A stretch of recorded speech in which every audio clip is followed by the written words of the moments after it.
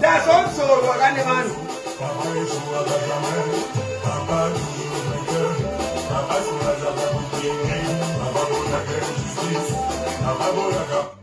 Hey, Jess, how are you doing?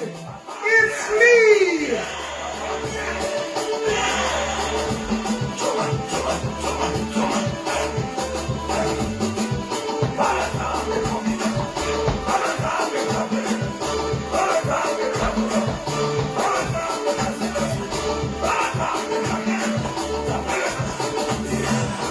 You know, on my wedding, I want to dance Zumba.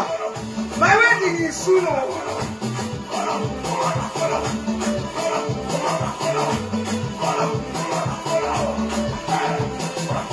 You know, people have told me, Queen, my Pinda Mumba. So dress like, you know.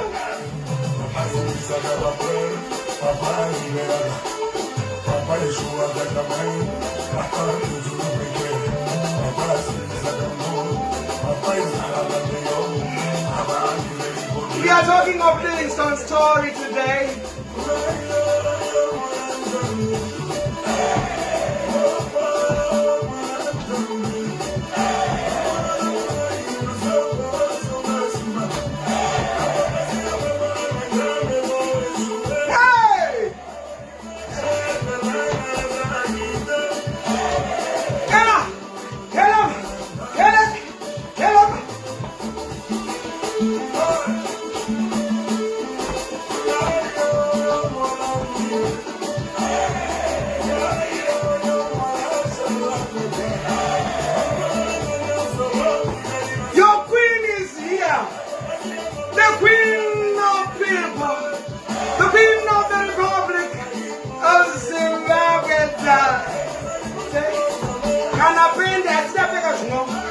You know, by special activity, you know, yes,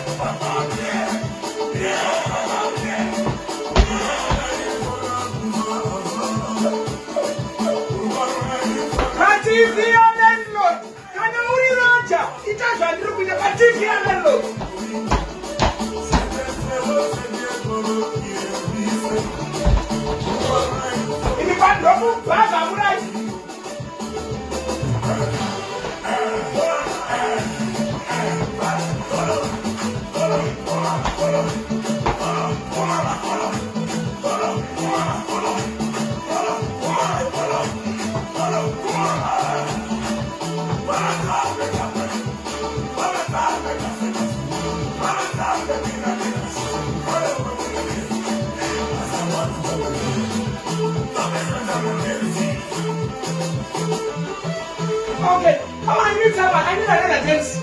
Who's calling me? Now when I'm starting a live, someone is calling me. There's this song which I saw. Extra music, I loved it. By the way, I greet you all. In the name of the Most High, Yahweh Adonai, Jehovah Jireh, Elohim Elyon. Welcome to yet another exciting program of entertaining you, removing that stress. As you can see, this girl, as you can see, this girl, hey, things are aligning. I am at my Kairos moments. So if you see me quiet, I'm praying. I'm going to Babalawo's, so that I won't miss it. So I'm praying because I'm at my Kairos moments. If I miss it this time, I will miss it forever. And thank you for your prayers and for your advice. You told me, Queen, don't post your new man. Queen, don't post that sugar daddy. Alright, I listen though. Sugar daddy, I'm not posting. But the wedding I'll post. I will, because when I cried on the 23rd of March 2022, when coronavirus made me cry, you were there. So on my wedding day, let me post. I will just post on my wedding, but he's there. Big daddy, sugar daddy, sweet. You know, things are aligning. You know, I have now added a new babalao from Zambia. I told you that. The new babalao from Zambia. Yeah, Solwezi. She's from Solwezi. That one is powerful. So as you can see me, you can see power. You can, as you see me, I am bubbling. Let me dance one song for my international friends. Then I switch to my vernacular. But I love you. How have you been? Boys, come and greet people. Come and greet the fans. Come, boys. Come, Bubu. Come, Charlie. Come, them San Jambi. Then I want to hear Mozeran. Here comes the gym. Mozeran, take my man. But hey, you don't need matter and to complete. Thank you, boys. Cause it's, yeah, you have greeted people. Go sit down. So that the show can bubble. Greet your neighbor. Say, the neighbor, the queen is around. You can see me. See me. Hey, Jess. You know, I was cooked in fire. You know, the incident where they took everything. You know, this chrono folk do. They took everything. Little did they know. They were cooking me in fire. Hey, as you can see now, I'm gold. Gold. I'm shining like gold. Because when you have been through the process, my friends, my sister, only you know the kind of process you went through. Only you know. Oh, sorry, today I didn't wear a bra. I think everyone, you know, my boobs are still standing. You know, everyone knows. The whole of Africa knows that Queen's boobs are still standing. They are not fallen hero. So let me. And you can see, I don't even have an underwear. Shakadabadabadaba. The new Esther is shining right through. You shouldn't do. How are you doing? How is you? Let me play one song. My international fans, I greet you. Everyone who's watching me, I greet you. How is your Sunday? Here, I need extra music. There's this song from Extra Musica which I saw. I was going to work actually in the bus, you know. And when I was riding in the bus, I played this song from Extra Musica. It was sweet. It was sweet. It's a new one, eh? I don't know which one now. Which one did I play? Not Bokoko. But it was, I don't know if I will find it today. Let me just say Extra Musica new. Extra Musica. Space new. Yeah, it was sweet. That song. It was sweet. I was just dancing. eh? I was just Extra Musica songs. I think we won't find it, my people. I'm sorry. Because I didn't save the playlist, eh? But you know, I didn't save the playlist. We will not find it. I didn't see it now. I'm sorry now, my people. But anyway, let's just find an Extra Musica song. Oh, Bokoko. Oh, we can play Bokoko. Oh, we can Bokokolize it. Let's Bokokolize. Greet your neighbor. Say the queen is here. You know, I miss you so much. You know, I'm working, I'm studying, I'm preparing for my wedding. With sugar daddy. Sugar dada. You know, you can see me, I don't even have pressure these days of putting makeup. Because my sugar daddy doesn't like makeup.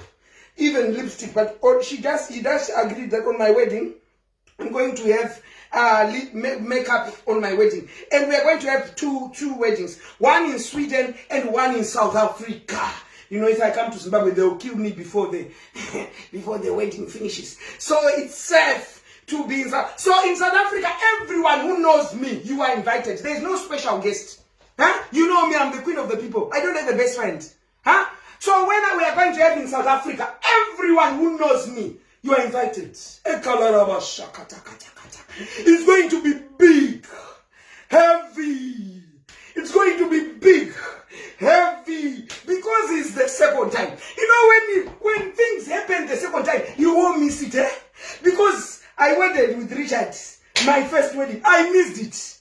I missed everything. But now, oh, Bokoko. Let me play Bokoko. Spirit of the living God, have your way. Can you be in the spirit for 2 minutes? Can you be in the spirit for 2 minutes before I guess?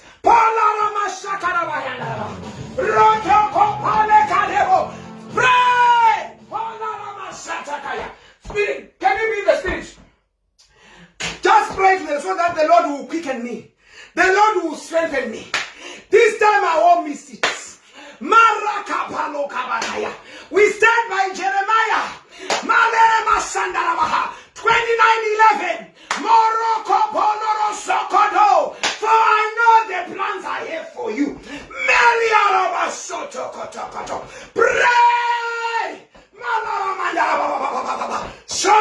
We arrest spiritual armed robbers. We arrest spiritual assassins. We arrest by the blood of Jesus. I'm gonna get there. We arrest spiritual armed robbers, spiritual assassins, by the blood of Jesus. Let the redeemed of the Lord say so. I am the redeemed of Jesus. I am the redeemed of Christ. For it is well. As the Shunammite woman said, it is well. It is well with the delicious. Let's continue. Did you pray? Yeah, I need your prayers. I cannot do it alone. I cannot do it alone. You know this wedding, a lot of the people are waiting to be happy. And I have some few enemies, you know, who are saying it won't happen. But we arrest. Say arrest. Say arrest. I arrest with the blood of Jesus.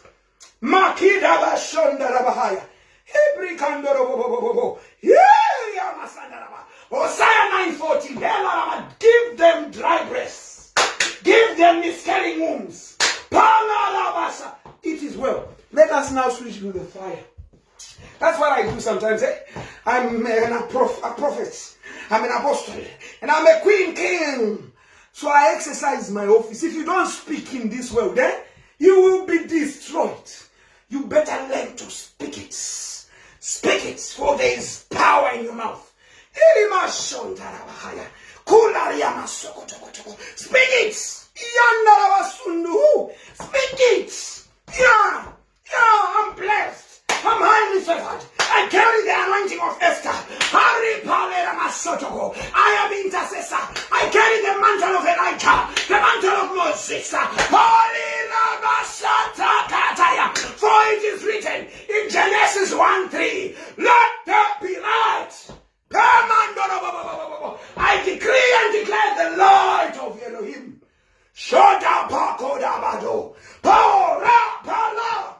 You pray. There's power in your mouth, sweetie. Learn to speak it. Otherwise you miss it.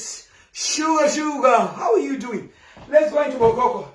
And I switch into my vernacular. We have stories. Hey, let me take some. I'm sweating. Spirit of the living God, have your way. Spirit of Elohim, have your way.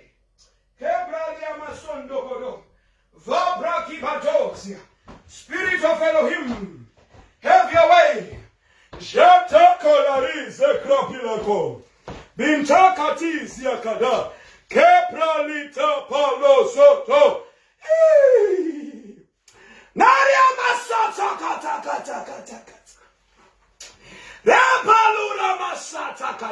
Hey, I didn't open this life for church. What is happening? Hey, I just wanted to give gist. Spirit of the Lord, let me do my life now.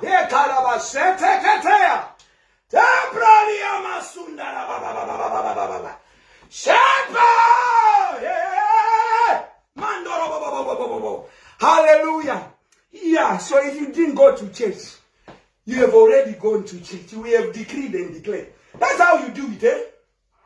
I decree and declare, Rabba Shatakaya, let the strong man from your mother's family be disabled. Palarama Shakadabahaya. By the blood of Jesus, let the strong man from your father's house be disabled. Pokri Balika de Brakusi Prikandaka. And by the blood of Jesus, by the Spirit of Elohim, for it is written in Luke 10:19, I give you power to KARIGAMBE-SANDBERG. Behold, I give you power to tread on serpents and scorpions and all the power of the enemies, and nothing shall come unto you. It is written in the Bible. Learn to use it all. It's powerful. For it is written in Isaiah. Isaiah 40, verse 8. The grass withereth, the flower fadeth, but the word of God shall stand forever. Go check your Bibles. I know the Bible, eh? I live by the scripture. I'm a sign, I'm a wonder. I'm a mystery. It's up to you to make the judgment, but God loves me. All right, Jesus, let's go into the show. Kibalia rabasuka dabaha. Zebra ligado. See, matuenda kuchechi. Doctor, kutuenda kuchechi koko. Paria takata. Kiano. Ele masaka. Kabas.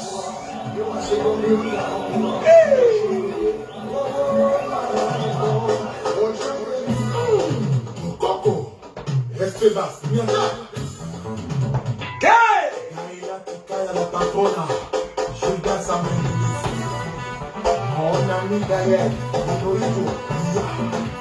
Yaka.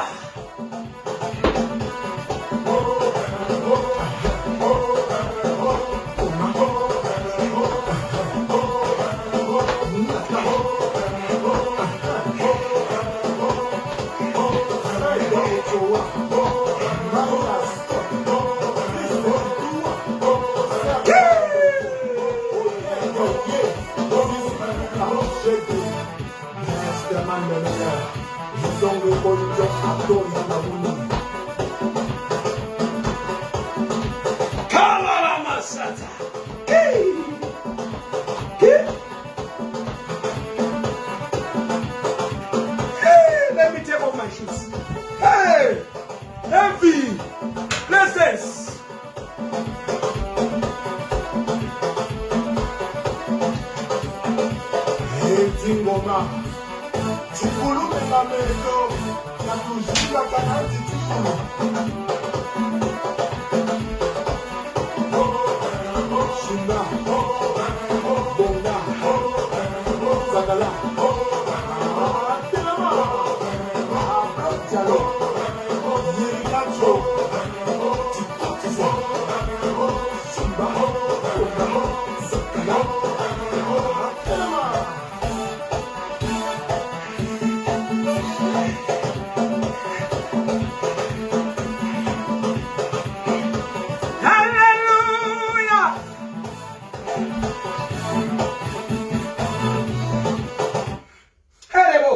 It's okay now.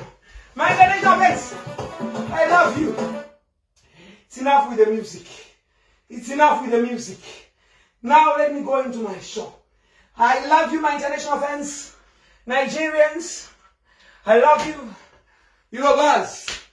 Hey, we stay with Nigeria. A lot is happening there. They are killing Nigerians. These Islamic people. Hey, it's just something else in Nigeria. We pray for you. May God show mercy on your country. But I love you, my Nigerians. Yorubas, Edos, Calabar, Erebo, Shanda. I love everyone. You know your queen is international. I love you. I love you. Help the houses. Yeah, Biafra. I love everyone in Nigeria. But we hope God shows you mercy. So that this bloodshedding in Nigeria, if you look into the news, there's a lot of killing which is happening. But anyway, the word of God stands. God loves you. And my Ghanaians, it's Ghanaians, and my Malawi people. Sit down. Sit down, this room. Everybody, my Zimbabweans, my South Africans, who did I leave? Americans, Canadians, I love you all. May the good Lord continue to show you mercy. Like me, hey, my life is sweet. I'm in my Kairos moment. Hey, things are aligning, my people. But you know, I've learned from you that when things are going well, don't post. Don't post your new latest sugar daddy. Don't post. Because there are many enemies waiting. Yeah? So don't post. Just come you. You are, dipped with the blood of Jesus. As you can see, I'm not ordinary. I can bring heaven just by decreeing and declaring. So, I love you so much, my international fans. It's good to see you. It's good to know that you are alive. Pour some love and life. Those greens and bread, pour them so that I see you are still alive. I will not leave you because you have stood by me. That incident where I lost everything, including the house I got as a gift, including international fans, they came and helped. Not only Zimbabweans. That's when I knew that God gave me an international mandate. Sorry, that's an HIV cough. I'm HIV positive. For those people who are watching me for the first time, my name is Queen Tartalicious Esther KARIGAMBE-SANDBERG. Let me wear my heels now. I'm no longer feeling tired. The Holy Spirit has quickened me. I'm HIV positive. So sometimes when you hear me cough, it's an HIV cough. HIV cough. So when you hear me cough, it's just the HIV is kicking. So apologies. The HIV was kicking. But anyway, I know, you are doing good. If those people who are in Europe, the summer has just begun. And I hope you are enjoying your summer. So allow me now to switch to my vernacular. In Panaband, nakuya kuzotaura kuti ndikuziya information yaLivingstone. Nenkwabuna. Payebe dzimbanzi amini. Kurunai koinda. Yaturunga. Marada ira ndikanbosudza. Let me take my chair so that I can. Ataura yaLivingstone. Unoona mahura ana dzake. Vanouya nenganga vachiintroduce vanhu kunganga. Zvichinzi mwanafa. Naiwe dzake makazvinzwa upo. Mune muchimboyasoita sei chaizvo? Upenyu hwemunhu. Muri kuya netukunganga twanyi tusina kana syllabus kana tusina PO box. Muchitaura kuti mwana afa. Muda kutyisana. Iwode nganga kwere hanzi ndakaona live yajeke. Zvikanzi munowaziya sekuru chakadaro mbwa yemunhu. Iwe kana wakantasa yonganga iwo wakuzosimuka nhasi ashaikwa. Waidi kusimuka girazi rako raidi kutiudza zviri kuitika kuchikoreko vanhu vasati vataura. Ina uri idiot maningi. Musatyiswa netunhu nemagirazi efeki. Nonsense. Amungoya muchitaura zvekupenga pana pamwana achishaikwa. Ndazoona girazi stupid negirazi rako. Stupid negirazi rako ndinadaro. Homwe matateguru. Ndinadaro. Andautumwa. Ndinadaro. Nonsense. Jekano uza chunganga twefeki. Kuda kuchikisa vanhu. Sekuru this, sekuru that, sekuru this. Kwa kungofambira nyaya dzakanaka. Makabatanga wena agenda yenyu zvakanaka nana Taira nana Mhosva nana Ana. Makatanga zvinhu zvenyu zvakanaka. Kufamba muchienda kuchikoro muchinofeya. Ko zvekuzoti introduce kune twanhu twemweya twatisingaziye maPO box. How far? What is happening here? What is going on here? Nanda kuitira live ndichiri kuziya zvaLivingstone handisi kuzviziya. But chandiri kuziya chemweya ichi fake. Fake things. Haungade kuya uchida kuita mari kanganga ke 2 cents ke 2 bobo. Takatoitoka investigation hangu ndikabvunza nganga dzangu dzemashokororo shoko. Nganga dzemagodo. Pakati kwini vari kunyepa vanhu vamabhodo. Ukamunhu kakuye munowaziya sekuru chakadai sekuru. Iwona sekuru wako iwewe vaiona zvakanaka iwe jeki tanga newe. Handisi kushora kufamba kwamakaita. Muchienda kunoita investigation. Muchifambira nyaya. Well done. asizi zvokufamba mun'anga uzame mwana uya iwe. Hauzamai vemwana uya iwe. Unonobvudza ubhono hwemwana mumatare urani kwewe Jeki. Unakuipisa chivanhu pamusaka pei? Kana musingatoziye Jeki ndo rimwe rine munyama usingaite. Aidana namkululika uyu namtululi Ministry of Finance. Arongerwa namtululi uyu anomunzani kwa imastata anozomupotsa as information inenge rechokwadi. Jeki aidana namtululika uyu mtululi weningi uyu. Anzi mtulule kamtulasa kana ameneko ku Ministry of Finance. Amurongerwa na Pokelo. Mazuva Pokelo paadanga watanga kudanana nemwana waningi wa Mnangagwa uyu Junior. Emerson Junior. Mazuva ipo zvaitamba zvese. Uyu amvanoba Jeki. Amvanoba kuba akapinda muofisi akaba mafonesa mtulili. Chi. Amvarongerwa dende. Vari ku hotela kuningi kuRainbow Towers. Vanhu vaiziva pana Jeki. Pokelo was one of them. Amvafonera mukadzi wamtulili zvanzi Jeki ari muhotela yakati. Nendokuperera kwakazoita ushamwari waona Pokelo. Hamuna kuona kana pakafa ginimbi. Upo uningi Jeki raive kunze uko kwakuine madust nechichichi. Uyu Pokelo ndiye anga ari padhuze nechituna nechipokoti marasha ginimbi. Hamuna kuzviona here? Hazvizvokaitwa live. Jeki na Pokelo zvaimbofambidzana. Tsikalitikewo. Tsikalitsikasi rubbish yemunhu. Zvakafanana kuti pana pandingafaini. Mutorwa ana right yekuintroduce n'anga. Zvisina hama yangu mukati.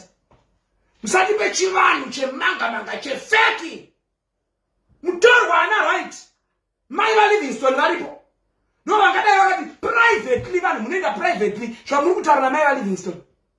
Hamuende private kwavanhu. Makusikuroita malive muchida kuita tumahitsi. Muchiti shinisira matare. Who are you? Unomira parufu rwemwana uya kakunzikana akafa. I'm not saying Livingstone afa. Hati kunza afa kunza afa. Unobvunza zvegata raLivingstone ungariwe. Kuipisa chivanhu. Ndo zvinompa munyama ndadapedzerei kwaningi kwamtululu. Amvanobaka akatanga aba kuofisi. Kwakaenda pavaidana namtulili Ministry of Finance. Akanoba kuofisi. Amvazorongerwa dende na Pokelo. Vari kuRainbow Towers. Pokelo amvafonera mukadzi wamtululu first wife. Zvikanzi Tino, Jeki is the refeki, kanzi Jeki uyawe. Anonzi Tino tenda, ndo zita rake Tino. Kune wanga wasingazi, anonzi Tino uyawe. Nempava chaiyo, vakanombobuda imwe musajara vapayo social media, aba phone. Anoba zvisingaitire musikana yayo uya unoona iyoyo. Mbavha iyo iya. Mbavha chayane mweya wachidhumo chaiwo. Iye Tino uya. Utunzi wani muri kuita life. Neng'anga yefeki. Afa munofambira gata remwana muri hama dzake. Unoziva kuti there should be boundaries. Being a socialite, you are not a relative of the whatever chamuri kufambira. Yanga matanga nayo iyi yekuenda kukwamutare uko muchinobvunza. Very good. You are being socialites with an investigative agenda. But when we switch to the spiritual side and traditional side of the matter, there are boundaries. There are boundaries iwe tinewe gororo iwe. There are boundaries. Takatadza. Ndiye ganda taura kozi ndiye ganda kaona ninganga efeki. Ana madamboso akaziya zvawo zvekufamba kunobvunza wakagumira ipapo. Vana mbosho vakaziya zvekubvunza wakagumira ipapo. Vana ana honde vakabvuya zvekubvunza wakagumira ipapo. Iwe aigoenda next ramayo urani iwe uri mubereki. Uri mubereki wamwana iye. Vanhu muchingonyina. Muchinyina zvemanga kunyina. Muchiitirwa matuzvi matakanyana akadaro. Stop it, you know. Saka usina kana murume achakurwa kuzvira pawakamira kutamba na Pokelo. Ausisina kana wakadomboedza kuda kuenda kunotsvaka maprofeti efeka. Nanhasi uchipo. Amwe tiri kupinda mudzimba mai manje chakusiya uripo. Une udhere fani. Ya, chazocho chakundifonera wakoma handisi mukoma wakweni. Wakoma handisi mukoma wako ziyai zvamunoita kana malive. You had started well. Now makuporonga basa muchiunza. Iko kanga kefeki kakaintroduce kai. Kari kutotsva go business. That's how people are surviving. Kari kutotsva go business. Enda zorota, enda ona chino mugrazi, stupid negrazi rako. Raivepi mwana yepa aibonzwa na headmaster. Raivepi. If your grass was really faithful, why is it now? rakuzobuda mwana abonzwa na headmaster. Atidi chivanhu chakafumuka kudaro. Vanhu ngavasangofumuka zvemanga. Kana tikuma business tikuitwa matare turi kuramba. Stick stay in your lane. Ende zvakonzereswa na uyu dzake.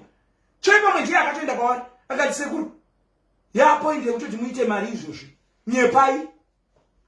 Tomuziye kauya dzake. Urere kare. Rakashaya kana anorida ipo paiminye yekunonga. Ndatuka renase askana. Kana ndatuka kamno queen ndatuka. Not I don't care. Seke kana atori uyu I don't care. I don't give a ngonjoro imi. Uwa mondite. Munga chekona kwenye mukatite. Aroni shikisi jiraula uyu muchuweni tikunganga tikwefeki. Vanhu vakutotanga kutobowa ma comment section. You are my yaLivingstone, don't lose hope. Look for your child. Utanga kutoita yaLivingstone, vane mweyo wechina. Mweyo wechina une mukadzi uya. Ndakaona video yake ku TikTok. Mwanangu, uri mupenyu, wafa here. Zvotaurwa nemubereki izvozvo. Be like a Shunammite woman. Mwana wake akanzi afa akati it is well. Akanotsvaga prophet. Kuti prophet, I know you are the man of God. Come and raise my child. When to agree with the enemy, to agree with people who are accusing you. Do you know what is death? I can go push my yaLivingstone here. Video yake ndakaitega vanhu ndofunga ndishare matu zvakadaro. Mukadzi mukuru. Taka kuita video wakafa mwanangu. Zvauri kuti wakafa pa social media ndo paanowanikwa. Zvauri kuita video wakafa mwanangu. Uri kuitirani? Matobatwa kana mweyo eri social media mai yaLivingstone. Funga marara yao nchiposta hii. Nchiturika pachizoro changu. Chidziro cheomwe matate guru. Nonsense. Chidziro cheomwe nyika. Anditurika zvemanga panapa hii. Mukadzi mukuru kugada uchenda kunotsvaga mwana wako. Wakuswoneta tuma video. Tunotupei. Uchagria nempoko dzinenge ana dzake idzi. Dzake uya akabvisa nenhumbu kazana katatu ka 100. Ipo paya. Chibereko chashama. Ngedhoire yakaichirukwa nekroshe zengi. Chashama chibereko chadzake. Eka, munhu kana paine issues zvakafanira kuti pano kanzi tanyaro. I don't come and make noise. No, tsvaga mari yakwira ndege ndoenda kuZimbabwe. Ndonoita chimurenga pachikoro ipapo. Kunzi tanyawo madzifundisa tanya kana makanditesa panapa. Mundidherere muti mwana wengu ochandimone zvando. Ndoyandika kusimudzai. Ndiri citizen muno muSweden, ndine citizenship. Hapana chinonitadzisa kuenda kuZimbabwe. I'm protected by the Swedish embassy in Zimbabwe. Hapana chinonitadzisa kuuya. Kuti handisandane reason yekuti ndiuye. But ndabanzi tanya abikwa kuchikora kana hanzi mwana wengu ochani. Ndinobvisa bhurukwa ndikamama pachivanze chikoro chese kana zvikazondopenga ini. Tokuswera ndichita mavideo. Hey mwanangu. Hey poro. Mbereki mira kuti uskoro uchanda ni social media. Social dzake uya. Akaenda kwa mtare uyu for likes. Tyra for likes. Anna Wende for likes. Mosha for likes. They are doing it for their portfolio. Hey, they are doing it for their portfolio. Man, vaone kuti azveshuwa masocialites aya anoitawo humanitarian. But they are not doing it for the heart of the matter. And you wakatoona kana Madam Boss paanoposta yaLivingstone anobva ati hashtag Madam Boss movie matuzviwa vanhu vakazvona. She's not doing it for the matter. She's doing it kuti basa rake riende mberi. Dai zvazviri yaLivingstone aimboposta hashtag Madam Boss movie. Kuma munondita washtag munondita munhu asina braining. I go deep with the matter. Ichiona kwachiposta hashtag Madam Boss movie pazvinhu yaLivingstone ane connection nazvo.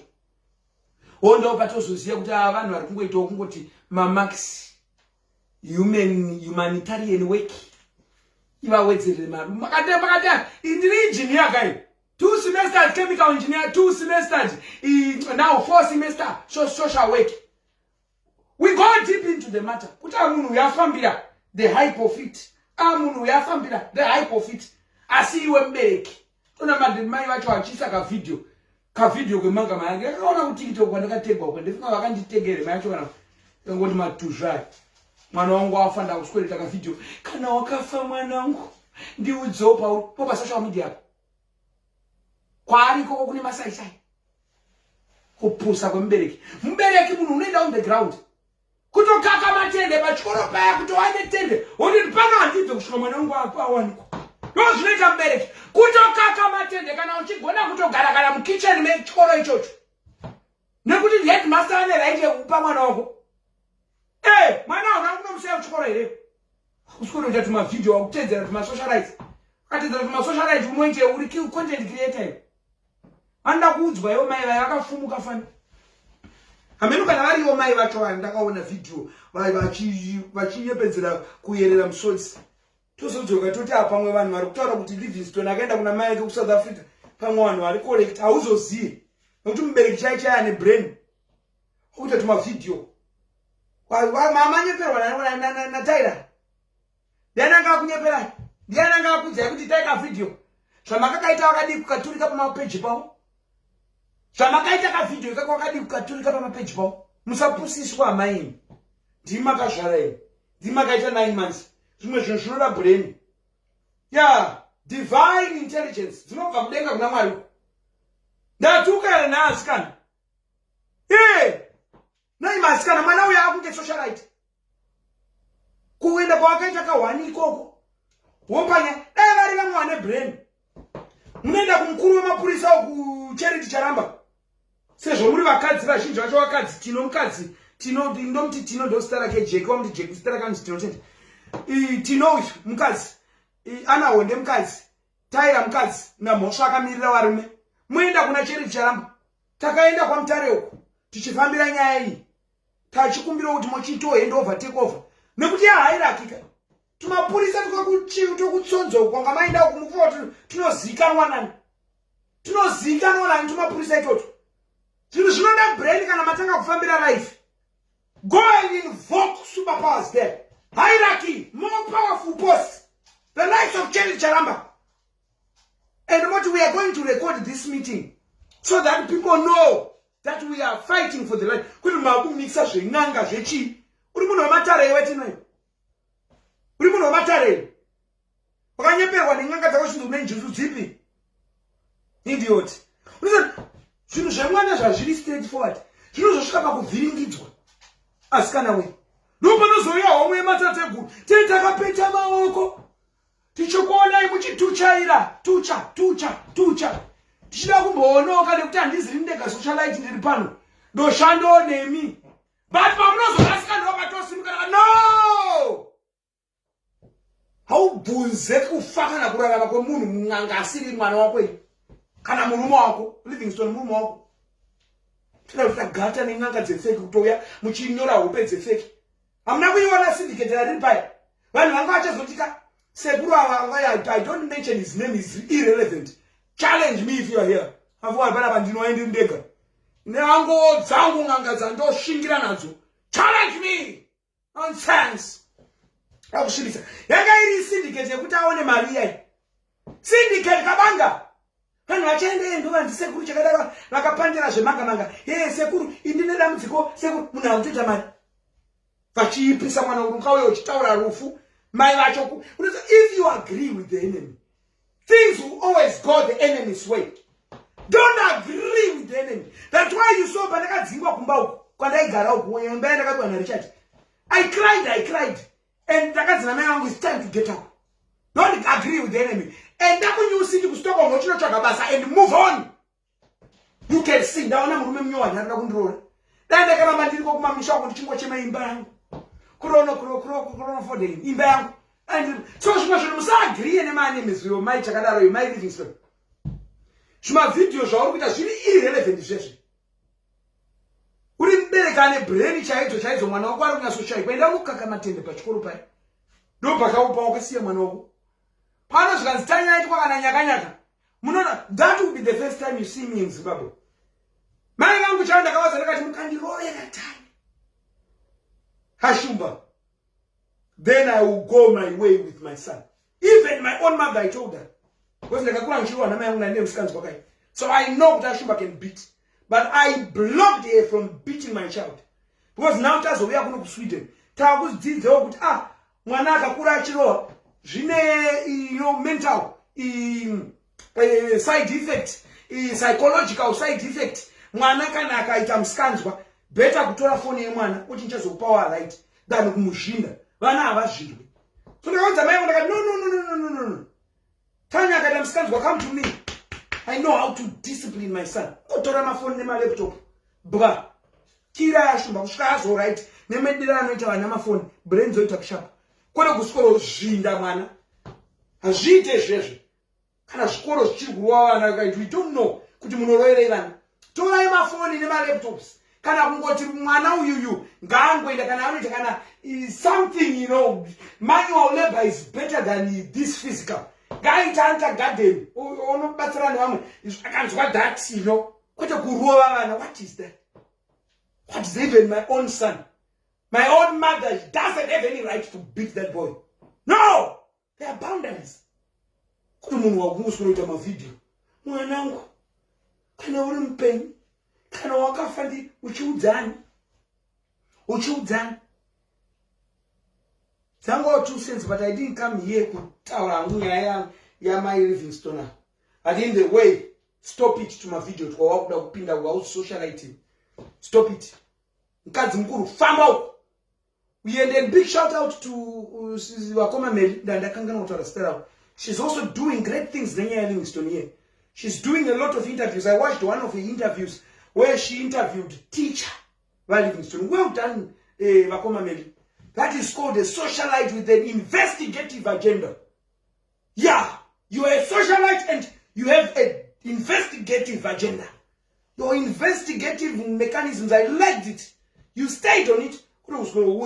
Zvinanga zvaunzwa naJake. Ndiye ndakutanga kuintroduce nganga iyo iJake uyu. Ndiye ndakutanga. Munovaziya sekuru, zvatinovaziya sekuru iwo vakadii kukupa murume. Watambura quarter to. Wakadii kukupa murume sekuru iwo. Musarasika handiti. Wamwe nyika nenge yauya. Era basata. Anambomongodzera. Nasi zviri padhuze.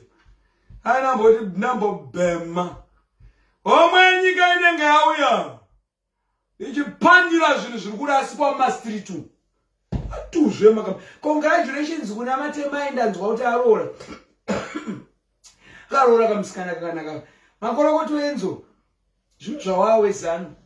Zvinhu zvaenzo hazvichanzwisisike. Dai zvazvanga asiri wezano dai ndamuposta pachizo zvinhu zvezano hatizonzwisise. Tapiwa mari nemusangano kana kuti ndezvechii hatichaziye kana kuti hama yapresident hatichaziye, but anyway Matemai. Ndimatemai kawevari. Makorokoto. Mukadzi aunzwona Enzo. Unonombo wanorora mukadzi akanaka kudaro. Iwe uri munhu wemabhendi. Uchiswera usipo pamba isimana kuchamini umboita makorokoto na Enzo. Iwe uchiswera usipo pamba. Iwe uchirara kumabhendi, muchienda kuUK, muchienda America, uchiudza mukadzi akanaka kudaro. Ko akakuhurira. Ko ukamusvirirwa nevamwe abiya ako ana hori yachakadara wana hori tena. Unonombo warora mukadzi akanaka kudaro. Matemai. Ini mchiswara muri pamusipo pamba. Warorera nyika mfana. Mudiki kwandiri kakudza nayo. Mudiki mfana. Asara wenda level statatu Harare Institute of Technology and Engineering kamfana kakudza. Warora mukadzi akanaka kufaniwa kudziwa. Angasingaziye stela Enzo hanzi kudza nayo. Warora mukadzi akanaka steleke. Asi warorera nyika. Unless kana wakuzofamba naye uchienda kumabhendi.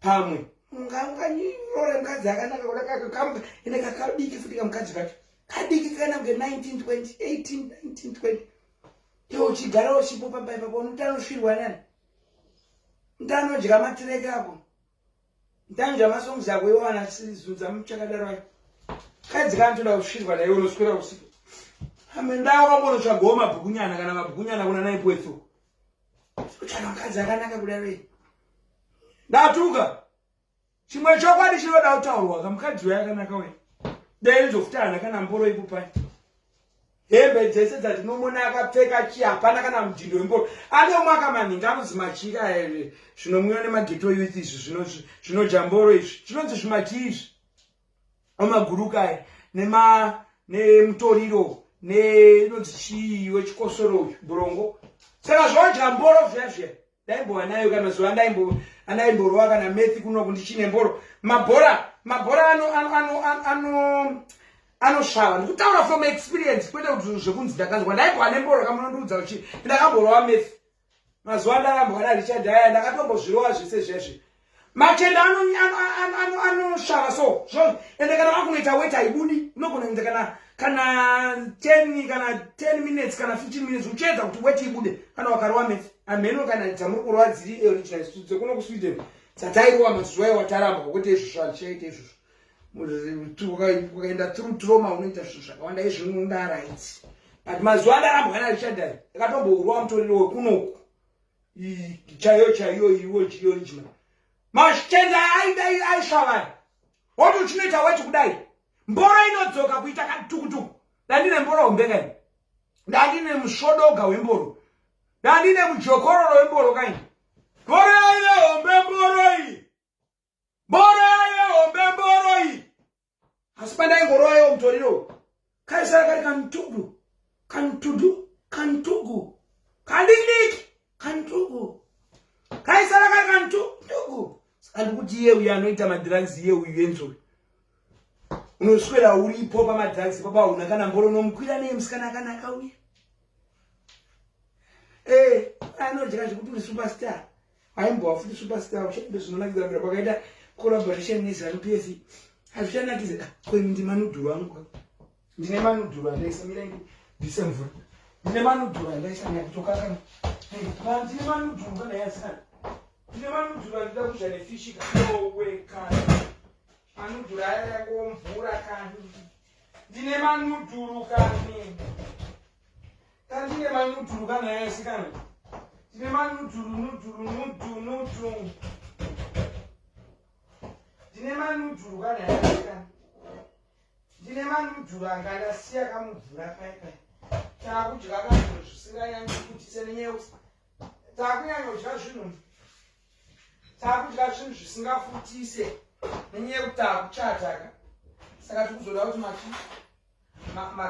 magauni akwane chichi ndikutoenda kunotengerwa gauni kuItaly yo baba ndanchibika manudhuruka masi kuti ndikunyeba ndandakanyika manudhuruka ndandakanyika manudhuru saka rega ndikaringe zvozangana ndoenderera mberi ndandapapi enzo ungaone musikana akanaka kudai andinokaona vanafanta navo pavakaroora zvinhu ukaona mukadzi akarohwa gamu uya ndanzi gamu here musikana mukadzi wafanta uya hautomboziva kuti ari kuenda kana kuti ari kudzoka chinhu chafanta ichochi ndo vakadzi vanonzwa pamusha wakambona mukadzi wamacheso happy birthday madyaya ndozozoriza song yamacheso happy birthday king of sungura asi mukadzi wacho makamona mukadzi wamacheso first wife anoremera mafoni mai vai wakatore picture kakutora picture chaiyo kutora picture nemukadzi wamacheso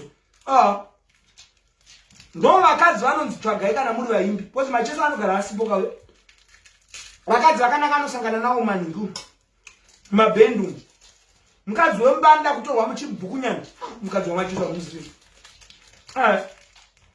mai macheso anoremera foni vai hauvatore picture zviti anemera foni ndo vakadzi vanodiwa nemaningi wavo ndatuka chimwe chokwadi chinongoda kutaurwa ka saka ndiri kutaura kuremera foni ndisonyasa kuti jehovha rimwe gore ndakazotaura mukadzi wacomic pastor ndindo umwe anogara asipo aenda kumasvingo adi ona mukadzi wake kona mukadzi wacomic anoremera foni haumutore picture zviti anoremera foni ezvinotakanya zotaura uyu anhingi uyu wacomic pastor nenyaya kuti aweZANU-PF atichamuchi mazuva aya takataura anga asiri weZANU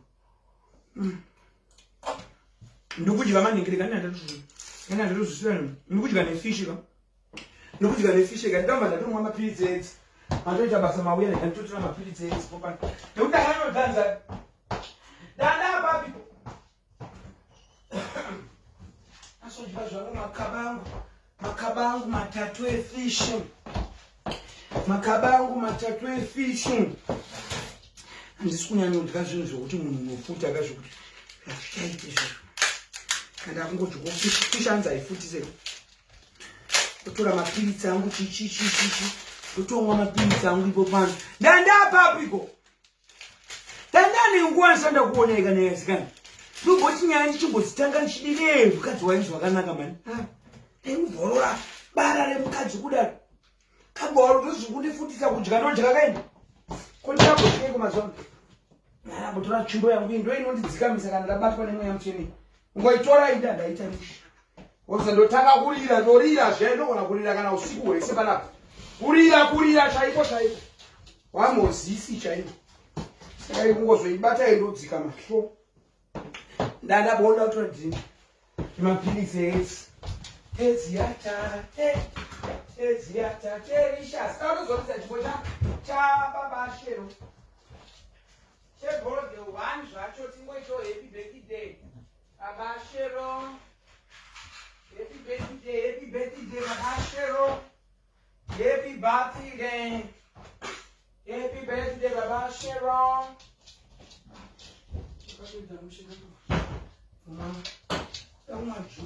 Ini cara apa sih bojeng? Udah, nah ini berusaha mau bojeng mani udah mau pilih jeans. Tadi lanjut bisa jus. Antenga ka baba yowe, baba ninga. Ngo baba anotenga 100%. Siama majusi kudai utamuno. Antenga ala utondibulisa muno mushino garo pangu. Asi ndakaita kuti ndiziyane vanhu nemastendi kumushopu. Nditenge kana ndakatenga mastendi matatu ndotenga kuwaka. Marriage yakazopera kana after 10 years ndenda sumudza dzimba. Wani kuti ndinotenga imwe stand zvino zitamatanga. Kupenya usikano. Unofamu usina mbuti mwana wangu asina kana PO box. Saka imwe stand ndakato processa kuti nditenge stand 1. Itori musitamatanga. Ndotanga ndasimudza chi. Ndotanga ndasimudza imba yatanya. Ndotanga ndasimudza imba yatanya. Mapirizi edzake. Ndotanga ndasimudza chiimba yatanya ndozosimudza dzangu. Saka ndakangona stand baba wewe akanipa mari. Ndotenga stand chi. Ndotanga ndasimudza imba yatanya. Upenya uzikana. Chingochani cha urambe uri fresh zvandoita. Unofunga kuti kandazosvika kuma 50 years, 100 years, 50 100 ndikasvika. Pandikasvika kuma 50, 60, 70. Nodini nyama dzine dzakabata kudai. Kuti betiri nenge chakadhinda kudai. Nenge rasauka. Kusvika 60 years, 70. Ngati nenge chakadhinda kudai decheni. Sikuona kwe. Becheni. Makati nenge chakadhinda. Inopera nguva yekurira iyi. Inopera urire kusvika kuma 70 90. Kunenge kwauyoti kuchine ropa. Saka ndichiri kurira kudai. Ndichiri mambokadzi. Ngenjangonja ngiyangongongongongo. Ikandikadzise zvinhu. This time andina kana this time sude nenjoja. Baba yao kana azoti ndite move because ndakapa inindi. Ane zimba zombe anogara padhuze ne ocean. British Island. Kuno kuSweden inonzi Sweden archipelago. Ane imba iri pa imba yake pantu gara izvo pano office wani vanhu vake iri padhuze nedziva. Kana kangomuudza ndakati ndiri kuita movie imba ndoita movie nembwa kaka. Imbwa dzangu dzandidzisiye. Kana achida kuti agona ndivakire something chekuti imbwa dzipinde mumba because vana Bruce vanombo chaminuka anofarisa chaminuka ukamsiya gangu kana weightika. Agona kuita kana weight pasofa. Chaminuka. Akachifunga yeye ndoda kuchata na baba ivavo. Vane zvinhu zvemari mumba mawe imomo. Chaminuka oita ngozi ondiitira weight. Hazi munhu anogara nembwa, hazi munhu anogara nekiti, haana kana zvipfuyo zvaanogara nazvo mumba. Zvipfuyo zvaanazvo mahorses. Ane mahorses kurenji kwake uko. Satatanga zvinhu ndakatsurwa nevanhu asi ndichaposta ndakagara mahorses ake. Ndakatsurwa nevanhu kanzi Queen dzikamai medzai firiji. Because mazuva arichadikatengo tikaenda kana kuItaly.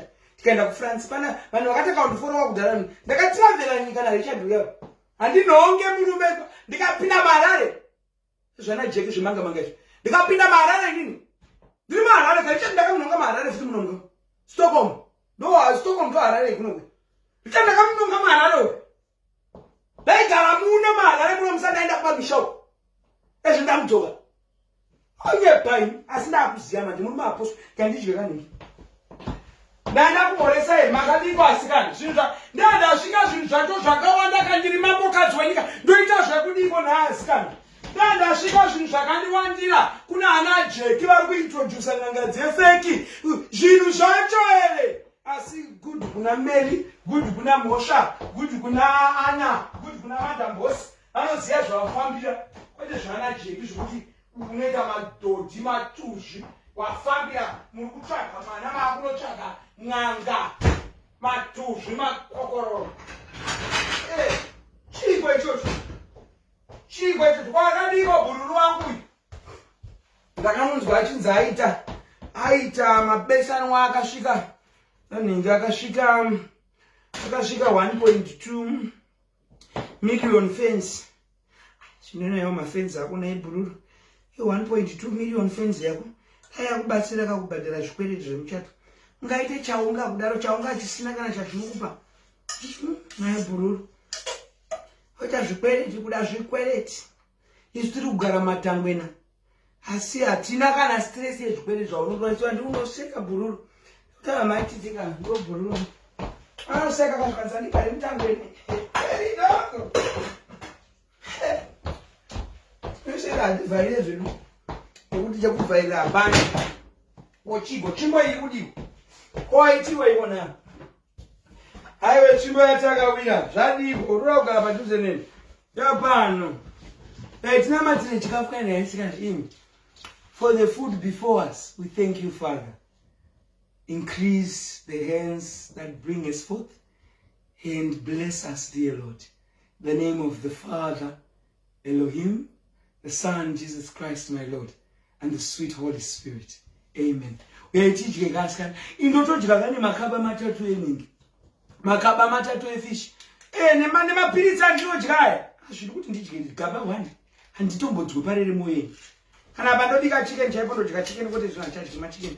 Kunya kuti kushata. Gara pasi kana unombodya. Hey, mama kudya mwana ndadanza zvisingaiti kudanza kwandaita kutoite kuti ndingobva pana ndapedza live. Ndakutopinda mushawa ndogeza. Ndombo aina mvura yamira.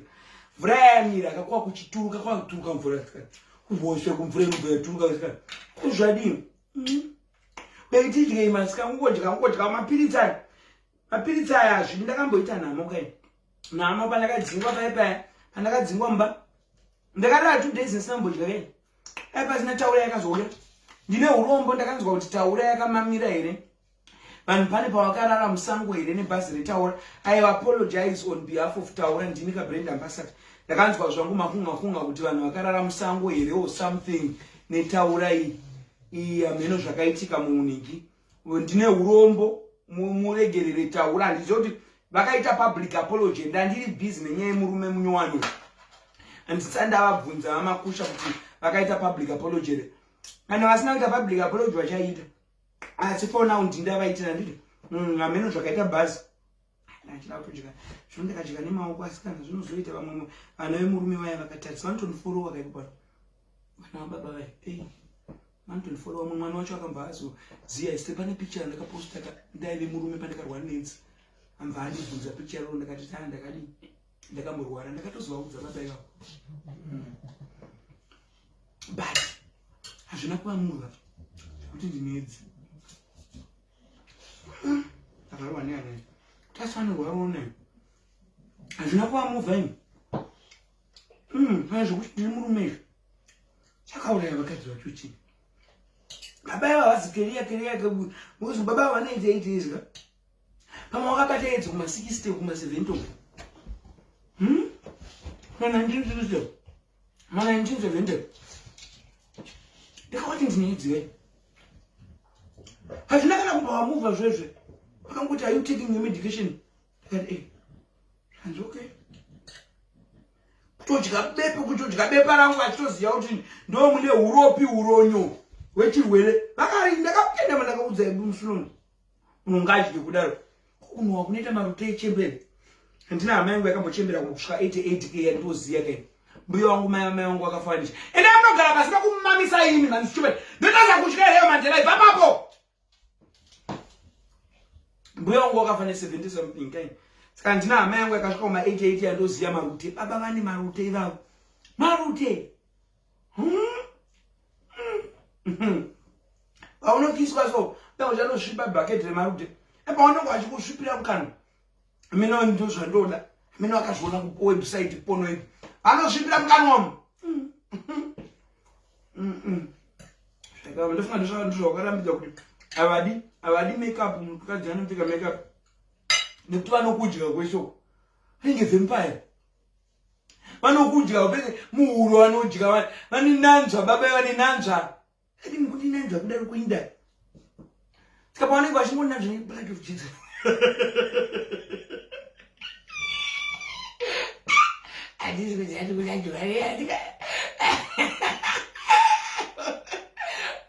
akapetwa rovedzi ukatanga kuchimanda ndetolemeshandarava vanofunga kuti language yangu yekuzimbabwe ndiri kuchimanda kuchimanda netimwe munozinzwa ivi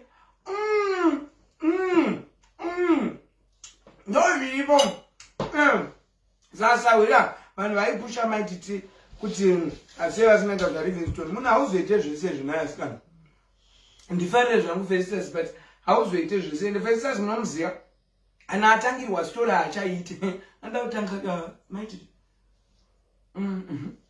anotoda kutotanga variyoka zvino vakatangirwa nama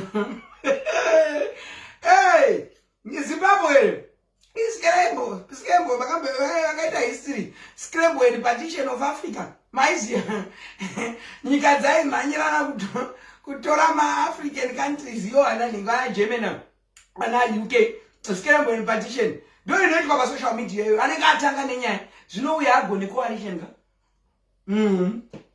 maititi ivo ana mhosva anenge akutovengerwa unzi kutaura nataira kuvenga vana mhosva vasina chavaita ana ana vasina chavaita anenge akutovengwa kuti muri kunditaura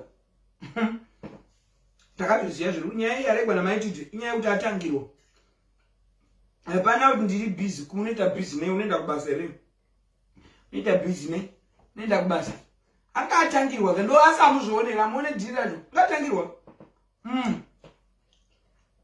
nana jega kamva watopisa mafuta mva waenda uko vari kutogona zvakanaka tore makagona paya iye kuzodedza n'anga iyi muchiita matare ne mwana asiri hama yenyu munoita matare makafumuka jege ndosaka rakabugwa kana ndichidya ndotodya kapachiumu naimbowa muruneke kabva wafunga kuti madhokuta akachinja zvese ana kuchinja pane zvimwe zvakasiwa ndodya pachiumu iyo bad boys atodya pachikadzi zvese pachikadzi mujairwa nevanhu makambodyiwa pachirumeso sejaire blast sejaire blast tatenda vari kujairwa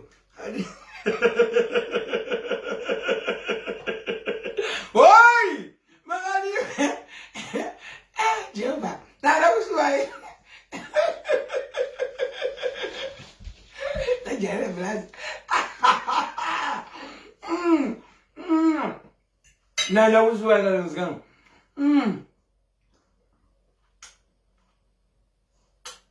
ndatoti baba pandakupedza live chega inongo chikodhina aya manudhus asara ndotoisa mulunch box mangwana kubasa ndoisa kana matini maviri efish hanzi kana zvoda kuluza weight unodyiwa fish ka white meat akandakafera wadya maredred unofuta ngochibochi matodya uya mhinga ndatozoridza machesoka zvinondichagona kutamba dumbu ramukaziratika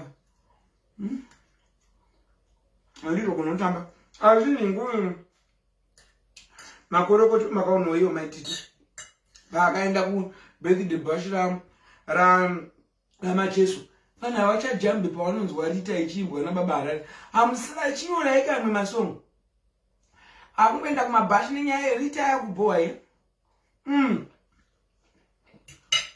ndevechita zago nokomboza kamasongo anongoimba makorasi senywa songo yake yanga achiti kune vanhu ndai munoona ikorasi kayo makorasi anoimba kwachero nani kana akabanga chai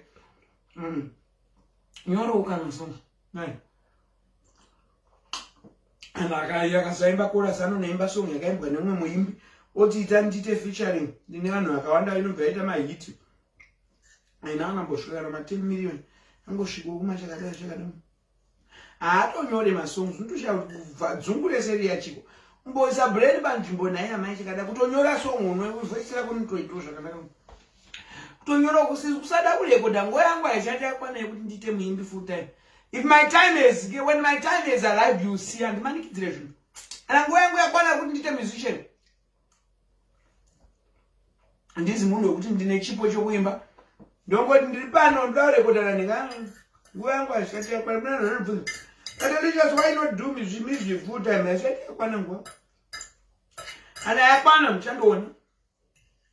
Zvipo zvandinazo is too much zvakawandisa. Zvinotoda kuti time nguva chimwe nechimwe chinongo yacho. Kana kale ungozvipa pressure. Tiri munhu wemapizi. Nditogona malive show. Ndogona kudhanza. Ndogona kuimba. Zvipo zviri mandiri. Ndega ndakaroiwena. Ndakaroiwa kandi ndikuroiwa ndichiri mucheche chai. Ndakaroiwa ini. Zvakaitika ka. Pandakazvarwa inini. Baba wangu ane vakadzi vakaondeka. Kama yangu ndo wangu ati latest. Ndakaudwa nyaya namai yangu. Mai yangu ndo wangu ati latest mukadzi pangu yepa pane vakadzi papa gari pane vakadzi 4. Saka ndakaone kwanzi mwana wangu yani chipo. Mwana akabereka zvipo zvakawanda. Ndaitorwa akati chini mucheche. Kutorwa ndekwa. Ndakatobaita nderekwa. Ndawe ndanogara pasi wachitume chimwewe. Wadikwewe. Ndakwazi kapwana. Ndikatobaita nderekwa ndaigara ndakadeka musoro wangu waigara ramba. Ndikatozonosoro mai wangu wakapinda kapundira mwanga kaini. Ndisaka ndiita zvechivanhu zvisingaite izvi. Ndakarwara ini. Zvino mukabuza pandombona vamwe vasikana vebasa vaiti vaishandira mai vangu ndichiri mbudu because baba vangu vanga vaine mari zvisingaite. Mazuva vaidanana namai vangu. Baba vangu vanga ari top farm baba. Gamba kishofa. Haiti mafodya zvisingaitika zveshe. Mai vangu vakatengerwa imba. Mai vangu vaigara kunenge. Grinola vakatengerwa. Vaigara kugrinola. Vatengerwa imba pane chidzo. Vazotengerwa zimba rekubudiro. Baba vangu. Padame muno zvakazorasana papi. Mai vangu vangu vazosiyana nababa vangu. Kuzvinonzi baba vangu vanenge vaida kundishandisira. Ndichaziva. Zvino ndaida kutouraiwa chako. Uraiwa. But Mwari vakangozotena evil uyu. Ngochani for the good. Handikufadze here. Chero ndakanzi ndakatukwa sei. Imani kuentertain. Pane imwe inonzi blessed and blessed and ambassador. Ngochani. So queen wenyika ndakaka. Akatodaro. Ndoti queen wenyika. Amurovewe akandirwa ndisoti mupenyu here kana chisimukadzi wababa wangu wechingani pameno. Meno akandirwa yamaina. Andikuzvona uraiwa iwoyu. God take it to ndakutofadza nyika ina nani. Ndofadza nyika ipo pano. Ngazimboziya zviro zvakufa. Saka zvemusic chimbonimira nje ndichaimba kana nguva yakwana. Ndine good contact na Kini Mushapaidzi manager waJaPress. Udza kufunga ndafunga zvokuimba zvemusic. Kini ndinongera collab na Ja. Petitas afa akaenda kunoita collaboration na Jaka. Zvakambosimudza. Ano akasina kusimudza pesa. Saka mundishisire message kuna Enzo. Mukadzi warorawo. Kanzi akanaka. Asi ndatarisa mwaimbi, vakadzi vemwaimbi, mukadzi wamacheso.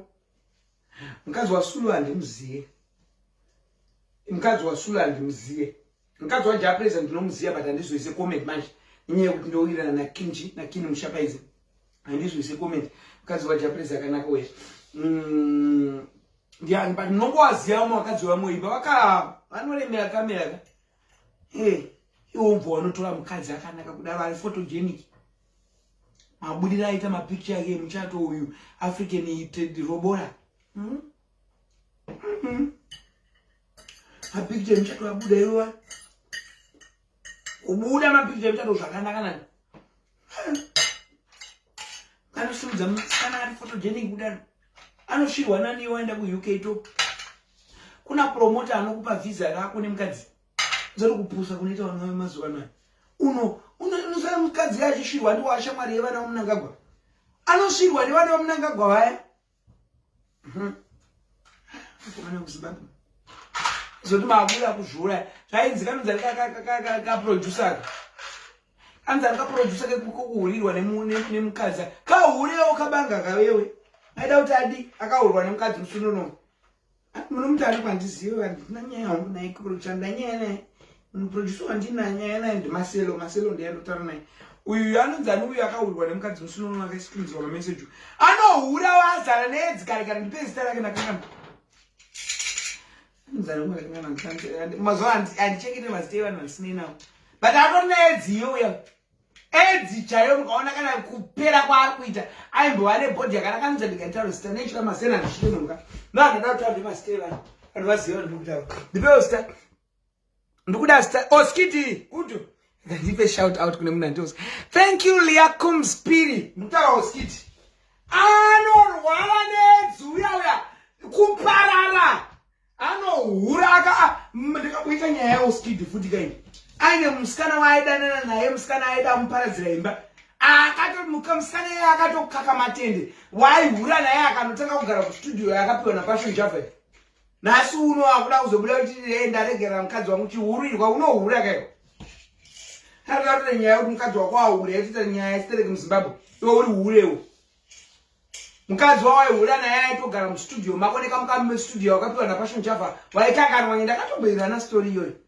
kabepa rangu panapa ndakatomboirana stori iyo kairana nyaya iyoyo kutoirana ndakati kutaura nemusikana wacho handina kutomuita live here pasipike abava ndakatokodza ndikatoda kutengerwa sundo ndikutengerwa zisipike dzombe manje let me see zvikwereti zvangu zvisi zvocoronafogin zvakabhadharwa nababa wanyowani munhu akarongeka handina zvikwereti zvealmost 800,000 Swedish krona about 75,000 to 80,000 US dollars zvikwereti zvanga ndinazvo because zvikwereti zvaRichard zvatakatora tina Richard paakandiramba zvakabva zvadividwa by 2 zvimwe zvakabva zvauya kwandiri ndozvinoitwa kuno kusweden ukarambana nemunhu zvinhu zvinodividwa imba yaina kudividwa by 2 nekuti inyaya yegift magift ekuno kana wapiwa magift aidividwe by 2 but imba iyi yanga iri collateral yebhengi saka bhengi rinokuita override ndosaka imba yakatoka hapana kana chivanhu kana mhepo yakasimuka vanozoti pakasimuka mhepo hapana mhepo yakasimuka pa munhu ungatora imba nechikwereti ukaenze collateral yako ibimba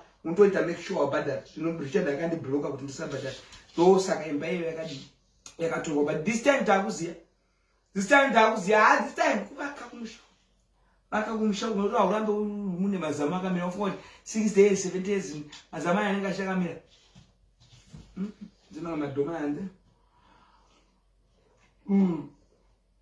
ndatomwa mapirisi kachega ndibudise zvamuna majesu mafarere ndanga nenguva ndisina mbokufadza life mwana ungaunze mukadzi akanaka kudaro wamusha ndazvisvora ini akadzi vana richifaya muvaone uyu ungoti akazochinja kuti angotiano uyanzani uyu bosi yala mazuvano akudanana nemukomana wekuindia ndozvaari kuita utawanda ndaimbozvidhauta kaini mazuva ndaitamba natawanda yaya chinzi tawanda ingochani ndaimbozvidhauta but yezvino haato full blown atobuda pachena chaiyo kamukomana kekuindia kakatobuda zvikutofambidzana munhu ngaite zvandaiwadhauta magaro atawanda aya ane magaro kawe osiyana ane magaro aya magaro asikadhokonyi mwana une magaro evarume anoita magaro kuti murume ane magaro but adhokonyi kozoita magaro anodhokonyi makatarisa magaro aunde anenge wachidhokonyi mwakai makatarisa magaro aya ndimona ndanenge wachidhokonyi asotarisa ndanenge wachidhokonyi mwakai mukaona arikubuda mushe handina pendika ndafunga kuti pamwe pamwe ndazviwetera because becheri rinomborusa ndandati pamwe ndashoya mukaona arikubuda mukaona ndombodhokonywa kai ndozvakaita magaro anengi masekarasi amene zvaakapfeka tirekisuti so pane paanopfeka tirekisuti mani ane matirekisuti ka pane munhu wese magaro anodhokonywa asi anyway choice yemunhu kana angofunga kudhokonywa matako ake akodi ini ndiri mukuru wekudhokonywa oda kushora munhu waanodhokonywa let munhu aite haso yake anorodza angamboka macheso nzenda kwetu atoguta vana vangu vabva ndivape nzeve dzenguruve vana vangu vanobva vafunga ndiri muroi kudya chikafu chese ndoshaya kuti vana vangu vanoti ndivape nzeve anditengera chitora nzeve dzacho ndisati ndavadetsa ngandivape nzeve dzenguruve vakanotengerwa kana iyo baba vanotengera handina kana foto randakati kana mashumba chaiyo Awasitomboziya munhu ari kudana naye. This time handiti. Because hauziye mhandu yako. Hauziye mhandu yako. This time handina kana mai vangu havasitomboziya munhu ari kudana naye. This time hapana handite. Ndakashuzha ini pandakana bwana richati. This time chero pakuchata zvaipo. Vanhu vese vari kuuya kumuchato vari kuuya kuSouth Africa. Including Ashumba. Anouya kumhomho yekusouth Africa. Kuna ndiri kuchata ndega nehama dzake. Ndega kabanga handichade. Nekuti muchato wangu uyo kutanga uyo ndakaudza vanhu vese vakauya kunoko. Hapana chakabuda. This time ndauchata ndiri ndega. Mhomho ndozoiunza panoenda kuAfrica uko. Because kunosangana neng'anga yangu yeku-Solwezi yeku-Zambia. Ndikunosangana naye kuSouth Africa. Ari kuuya nemakwenzi ese achindibikira kabayiwa vanhu. Before ndachata ndoba ndokantanga agadziwa. Then ndoba ndikunosangana nerudhende rwese nana Ashumba ikoko. Handichadi zvekutambudzwa. Because pandakaunza munhu pandakachata muna handitatu uyu. Amai vangu vese vakauya nehama dzangu dzakauya. Hapana chakabuda. Ndamboita izvo zvekuti ndakachata ndiri ndega kunoko. Akona chinosimuka. Handichadi ndandefana kuchema ini. Ha! Ounza mhomo. No! Tada! Kaneta nekuboyi. Chinokubapa mhomo idzodzo unounza vanhu wewatenga matiketi muchato unosara uchiparara. This time vanouya unotenga undotenga matiketi ekukasinganetso. South Africa to Zimbabwe to South Africa adhure futi. Ezvokuunza vanhu nedidi. Murume wangu akati murume munyowani akatobvunza. Akati do you have relatives? Do you see them when you go to Africa? Uda kuswera kuti chino changu handidi. Ndakasala ndichiramba kana richard naye ndega. Kufarisa ningu wangu. Kuudza murume makudo ese handidi. Ndiyakujera nzeyana. Namukenzereze nguru. Ndikabasa. Handiti. Kuita tundu kwangu ndikuziya zvandikuita. This time ndikuziya zvandikuita. Kana wakamboparira kutanga uyu uchiudza kiti nevasendrai nevabereki uchiudza. This time handiudze munhu. Agumuka ndezvake muchato ndewangu futika. Handigumukirwe nemunhu inini. Kunzi handina kudedzwa kumuchato wekuSweden. Ndikuchata kuSweden, ndikuchata kuSouth Africa. Saka hama dzese, handina hangu hama dzakawanda dzandoda pamuchato pangu. Mai vangu, twin sister, Bixie. Mai vangu aVirginia. Kweta mukoma wangu, Yvonne, Mai vai. Ndizive kuti anouya nani pamanoenda baba vai. Because muchato wangu uri controversial kamuchato wengoshani. Vanhu vane mentality avo murenu. Kozoita twin sister, tavadzwa I doubt, tavadzwa zvechingochani zvazvideshi. Mutwini wangu tavadzwa. Izve anondifanira sahawira nezvingochani. So kuuya kumuchato I doubt. Kandigarenda mukanzura uya uye uyu. Ndavadzwa chinhu zvakadii. Mutwini hawi. Andotosekera zvematuzo angu ndenaivhaya naShumba pamwe ndo angatouya. Ndiani umwe nasekuru wangu. Madzikuru angu nevakadzi vavo vanouya. This time ndadedza hanzvadzi dzamai vangu havanouya. Ndodiwa zvisingaite nehanzvadzi dzamai vangu. Saka muchiona ndine confidence. Ndakakura ndichidiwa zvisingaite nehanzvadzi dzamai vangu. Saka uchitwa ndichituka zvinhu zvekwaKarigambe izvi. Baba vangu vakangoti siya isusu takuenda kugrade 4. Mai vangu munhu ane mari dzavo zvavo hatina kukurira mumba mevanhu kana kuzitaka mumba masekuru ano. Mai vangu she's a business woman. Munhu ane mari dzake. Asi takakura tichionekwa nanasekuru. Mai vedu panga vaibuda vaenda kumagoso kamboshanda kuUNICEF kaMashumba. Achidrive marori ekuUNICEF. Saka Ashumba aigona kana 3 weeks kana mwedzi vasipo. Taionekwa nanasekuru. Tatindaulisei. Chimfanira kuti vanasekuru vangu vese vanasekuru Langton.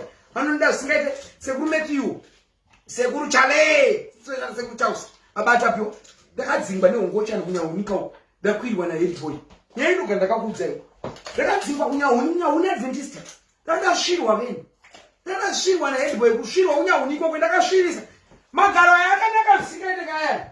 Kana masalada anoada zvisingaite matakwa aya. Ane munhu pasai. Aya matakwa. Makadzinoera idzi. Ndakashirwa naHead Boy. Yayo ikanetsa kunyaunika. Tosvika mai vangu vanzaiwa. Chataka kungoita chetu uyu mutwini wake uyu haanetse uyu. Mutwini wake tafadzwa ndiye ngaachisara. Asi uyu mukomana uyu tatenda uyu. Aiwa torai mwana wenyu. Ngozi. Ashirwa naHead Boy. Ndakashirwa. kushiwa mutu vanwaine dzimba dzavo kama head boy aishia nani na vice head boy kamusiwo vice anga ari kustadi andakashiwa fani takangozoonekwa zvedu na body mafriends angu amabika here takabatikidzwa naamabika ichoshirwa kushirwa chaiko afana muri kuitei itorimo mboro ndokuzingwa pandakaita chikuru paya sekuru wangu hanzvadzi yamai vangu sekuru Charles baba atapiwa ndo akambva wadedzwa namama svikanzi tate ndakadzingwa chikuru kanzi ndakanza aito zvaanoitawo nemahead boy achishirwa kumatuzviku mai vangu achimboona kuti kumatuzvi ndiko kumatuzvi shuwa kokonzi kumashini matuzva ndakabvira kare ndakadazograduata kuita queen wenyika ndoseka zvangu kuti vana vanedzurwa kuda kuti unouya uchita queen iwe tipe history yapo show us your process yawakaenda through inotiradza kuti you deserve to be the queen of the country. Saka baba atapiwa ndo best sekuru wangu wandowira nawo too much na sekuru lasi ndo ma best sekuru wangu. Saka baba atapiwa ndo nyakufamba sekuru chale kufamba door to door vachimutsvagira dzimbo ndadzimba kunyauno takazowandwa nzvimbo kulemview aitoko wandakazoita brains adzana mushe takagara neni pasina mai angu chimboregedza zvekuita madhodhi izvo kuisa vanhu madhodhi unozonokuisa vanhu madhodhi wachi wanemba yako chimboita zvechikoro anda brains adzara aina rasvika pagreenview aituka aenda ndatoitwa vice head boy katoita zvakanaka ndazoenda kumazi weboys ndatonoitwa spiritual prefect brains adzara right ukataurwa newe pasi ukanzi shavira ngwari nambobvira rarambo wakaini akangoti ndarimbomira chimboita zvechikoro first then wane pamba papo pandakazoitewo imba yangu chichichi zvakabva zvakangaita wani tikaitamba kamacheza tambotandarana ndandana nenguva imi handichamwe coca-cola nechidumbu rangu haritani kukura ndakatokura so mafare ega hadzikona hanzi mafaraka kwini wambo yanchimbotandedza mazuva anenge ake hanzi head boy hamuzi safe nchamboziva omudasitara head boy aiwa nchada nchataura vatimuka ivantu vachitondori zvizotaura medzisianzi zvakazvinokuda zvinokunaka ndaandikwira mboro yake inaka ndiye akandibvisa umandara wangu zvekundikira zvekuagiria kwati zvekurepo kwandakaipoko ndine 14 chakare ndikureya zvekunyatsobviswa umandara zvine agiriensi ndiye akandikwira zvakuda bruce ugare mushano ngorumawo mumandara ukarumwamwe aidisvira zvakanani mangani mazichene maombe handichade kufunga nezvakaona kuti ndane mukomani murume munyowani auplaya macheso kachibuda mafaraka zvikafamba mushe tichanzwa zita handidi takazara ndokunyauni pana handidi asi vanhu vekunyauni vanoiziva nyaya iyoyo ndakatodzingirwa ungochani vanhu vekunyauni vanitoziva ndakadzingwa kunyauni nenyaya yeundari ungochani ndandasvirwa mawana kuzoudzwawo full story kuti chakandidzingisa chipa ndakadzingirwa kusvika takabatwa naamabika ndahead boy westirimiro ranga ndiri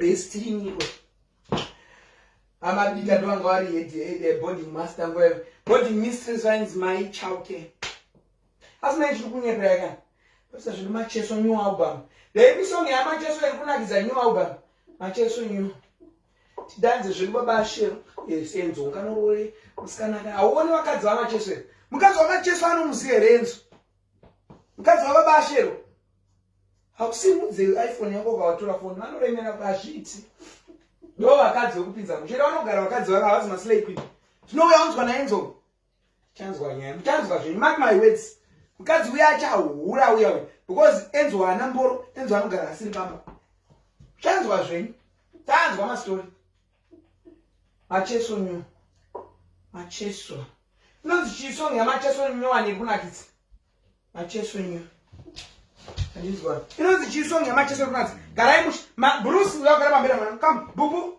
wakagara pamberi ngarumwe namandeli unogara pamberi mwana kosi pamberi wakagara pamberi pamama kupwe kosi pamberi mwana norumwa nauyu ndomuziya nakwana inonzi chisong yamacheso iri kunakidza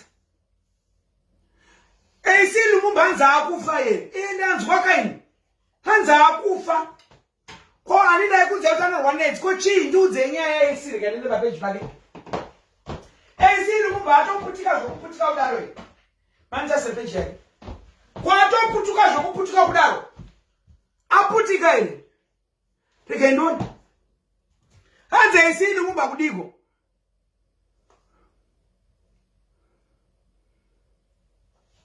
Aiwa ziri boya nditauresa kuone kudiko mutsvaga chinhu chekunyauye ndakakubva kare kare. Ndakakubva kare kare. Eisiri kubva akufa. Hanzi imfani mulandi. Wondo iri kunakidza. Imfani mulandi. Alright, take this. Imfani mulandi. Imfa.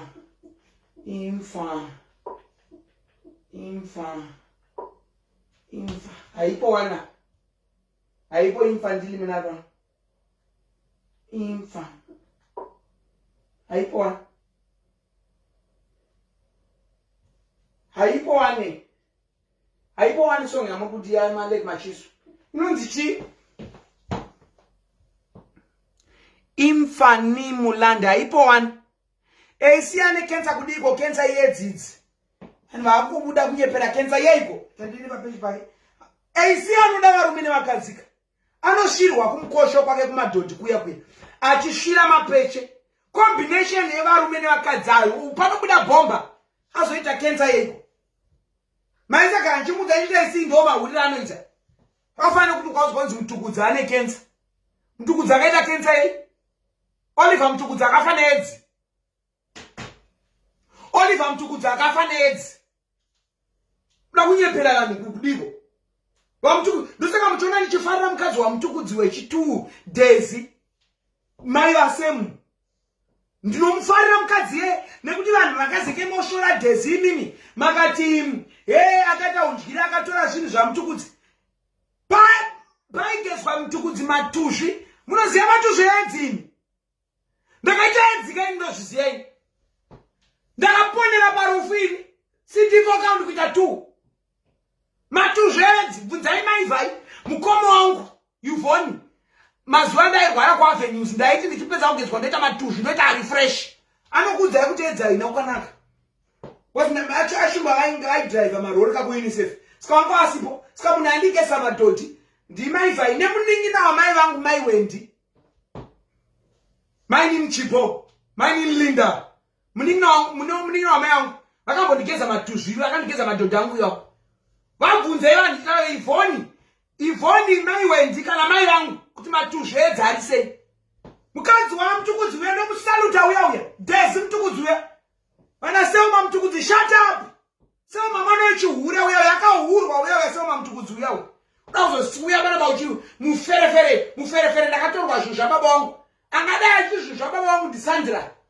Sandra ndiye akazvarwa dzakabuda kanyaya chikwaola uko. Hamuna kuzvizwa. Ngatozi ndikunyepa. Hamuna kuizwa nyaya yokwaola.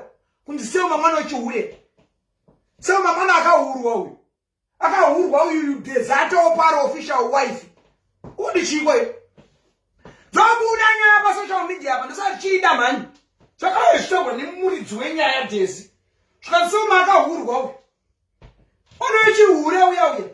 Mwana wechihure uya. Kahurwa uya Selma uya. Saka ini nayo forever stand with Daisy. Chero ndakamboshandira Selma ndakakuda kanchikuza nyayo. Ndakambotengesa ma CD ya Selma ngachitenderera na Selma. Selma akaoma moyo. Munhu ane moyo werudo murume wa Selma. Ndimwari uya nemukoma wa Selma Sandra. Nekuti taishanda nehanzvadzi yakaenzango. Hanzvadzi ya Selma not same mother but different fathers. Anodzango tafadzwa. Anotani because taishanda hanzvadzi ya Selma murefurefu so anenzi tafadzwa here what. Saka ndaishanda naye taitengeswa ma CD na asanda nezita. Ndaichitoro tatenda ndisanda nezita. Saka ndiyataitamba saka yeye tashiswa achifamba kudai. Tendai na Sandra ndozi chipayo ndainzi DJ Varu. Ndaishandisa style kuti DJ Varu. Chipayo Varu chi kadhora atengewo chi cascade ne pokpai. Dhora ino kubuda Selmai Selmai tochinga zve. Saka kuti dhora ino ribude. aifunda umwara so. Asi Sandra, Sandra ndimwari zvake. Chero pakauya kana latest ya Sandra, kana latest ya Tendai Manatsa. Ndobata murume. Asi uyu Soma akatooma mwoyo kawe. Handite zvokuudzwa. Ndakashanda naye Soma uya. I know. Kwete ndichivatengesera music. Usidaiti ndakatamba paya ndotamba. Vanhu vouya ndichitamba. Soma anenge ari mumota ndomadedza chibuda ika boss. Vanhu vauya zvinoita Mwari. Kubuda muchisadara pano Daisy akatora upfumi. Imi oti kuurayirwa mwana waningise mutugudza akaurayiwa naMugabe mazuva sembaida nanabona. Daisy aruza aviga mwana wake. Ozoti kuviga murume aihura mutugudzi. Aihura mutugudzi aihura. Nhasi uno makuzoti eisiri mubane kenza yekumadhodhi. Chindiudzayo ndekumadhodhi. Ndozoti kwete ngoti kenza, amwe kenza yekumatuzvi. Kana aishirwa kumatuzvi, alright, ndi kenza yepapi. Pakuti vhara pana ndandisi muna. Ndiro vamwe matate guru. Hauti vhare, munhu nemunhu ndaamira nemabasa ake. Saka muchona nchimira na Daisy uyawo. Ndadye mari dzemurume wake. Ndiye aigeza matuzvi, Oliver Mutugudzi paaichaya manyoka ematuzvi eutachiwana. Udi chikweni. Asura Soma wakuda kuzoeka mwana kechihura. Wakahurwa iwe Soma iwe. Shut up. Wakahurwa muna kunzwa rini. Soma akatohurwa zve. Akahurwa unokomona ane chindini chaina chitongwa. Tasingaziye chitire kabuda kwaolako. A big shout out to Ola Stay FM. Hamchara kuZimbabwe ndichaitwa interview neoniko muziya zvomuite. Anogona kufeya apa takabuda nyaya. Takabuda sefani. Mutugudzi wakatotaura pakasarona. Soma uyo mwana akatwa zvichihorewe. Ndavane posho mairai. Hantaura zvanda. Imini kubereka vasikana vaifaya. Ndozvinoita makore ane pasha. Ane pocho isingatoiti zvachose bokadzi. Ndakwenda kupeji yayo isimurumba. Titonzwa kunzi arwara kakenza. Ngafe. Ngoto kukwirwa kumadhodhi inyore. Azhinji vanaikwirwa nawo vese rangu wakafa vakaenda vese. Kumadhodhi uko akutoita icalling yangu iyi ndosaka muchiona kumadhodhi kwangu uchiri kwakamira. Ndakadedzwa kuzoti ndishande zvokumadhodhi izvi. Nditori calling ndosaka ndiri omwe matate guru ndiri chidza chemuZimbabwe. Ndakadedzwa kuti ndifongore vanhu vandidhodheini. Zvine calling kaizvi. Ndakada kukwirwa madhodhi kunonakidza. Ini ndakadedzwa. Kuzosvirisa manyowa ndakadedzwa. Saka mwana ndichiripo. Chamangondoro, chamangenda, chamangiza, chamboko. Ndichipo. Ndichiri kungenzi. Ndakadedzwa ini. Chekorini. Ndandibona ichiri munhu. Hakufaira. Hazoita kenza nguva iyi. Ainyongonwa kumadhodhi kamwe. Daisy. Ainyongonwa kumarashoko. Kumadhodhi. Ndo kumadhodhi asimane mshinyeperwa kana. Yaedzi. Yatoni picture yake. Hapana one picture yake man. Mamona babiko. Kenza yake yabuda kupi kwenu? Kenza yake yabuda papi? Ifoye de muna rukurwa nezi. Kurwara nezi uko. Handi mukaona mabhonzo edza. Hanitobuda pamuno mabhonzo. Ndakamboita edzini. Murikuona? Andikana kana mukuona kana huma yake iyi iri kupenya iyi. Ya. Hana calling yechiuye chingo chanu. Isakadengo chamangwiza, chamangondoro, chamatokateka. Iri pano. Hago ndite. Second play matches. Mainzwa uko kenza yake imi. Yataurwa kupi kenza yake. Ndikura kana kaenda kuswira. Ngosunga ndapedza show. Ndapedza show. Tangosunga kana yasikana.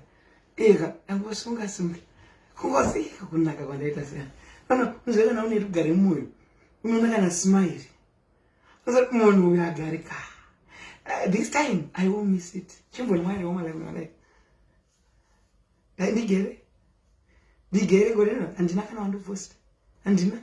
Asi muchado ndoposta. Ndokubikirwa nemishonga yen'anga yangu nyowa nekusolo wezuko. Imboma iyoyo. Ileza. Imboma. uyu nganga yangu imwe iya ndaisifamba naye ndakaisira maititi kana mamessage anonditumira mamessage andichamupindure mazuva nganga iya ndakatorwa namaititi aiwa torai zvinhu maititi ndo zvandoita ari kutumidzira mamessage andisi kupindura mazuva ndo zvandoita munhu akachuza ungaenda uchienda kunoitwa live nemunhu wandine vasingataure naye wakuda kuzoya kwandiri manje kwini aiwa ndichataure naye takatosiyana takatocheka ukama kana makuda kunoitwa advert chiendai kuna maititi feriste saite zvechivanhu kamwe ndai kuna maititi nandisinda kufamba nainganga yekusoro wese kavandisiye katiridze nyowani ndiyo here munhu mumwe nyowani kai handiti nyowani amacheso kai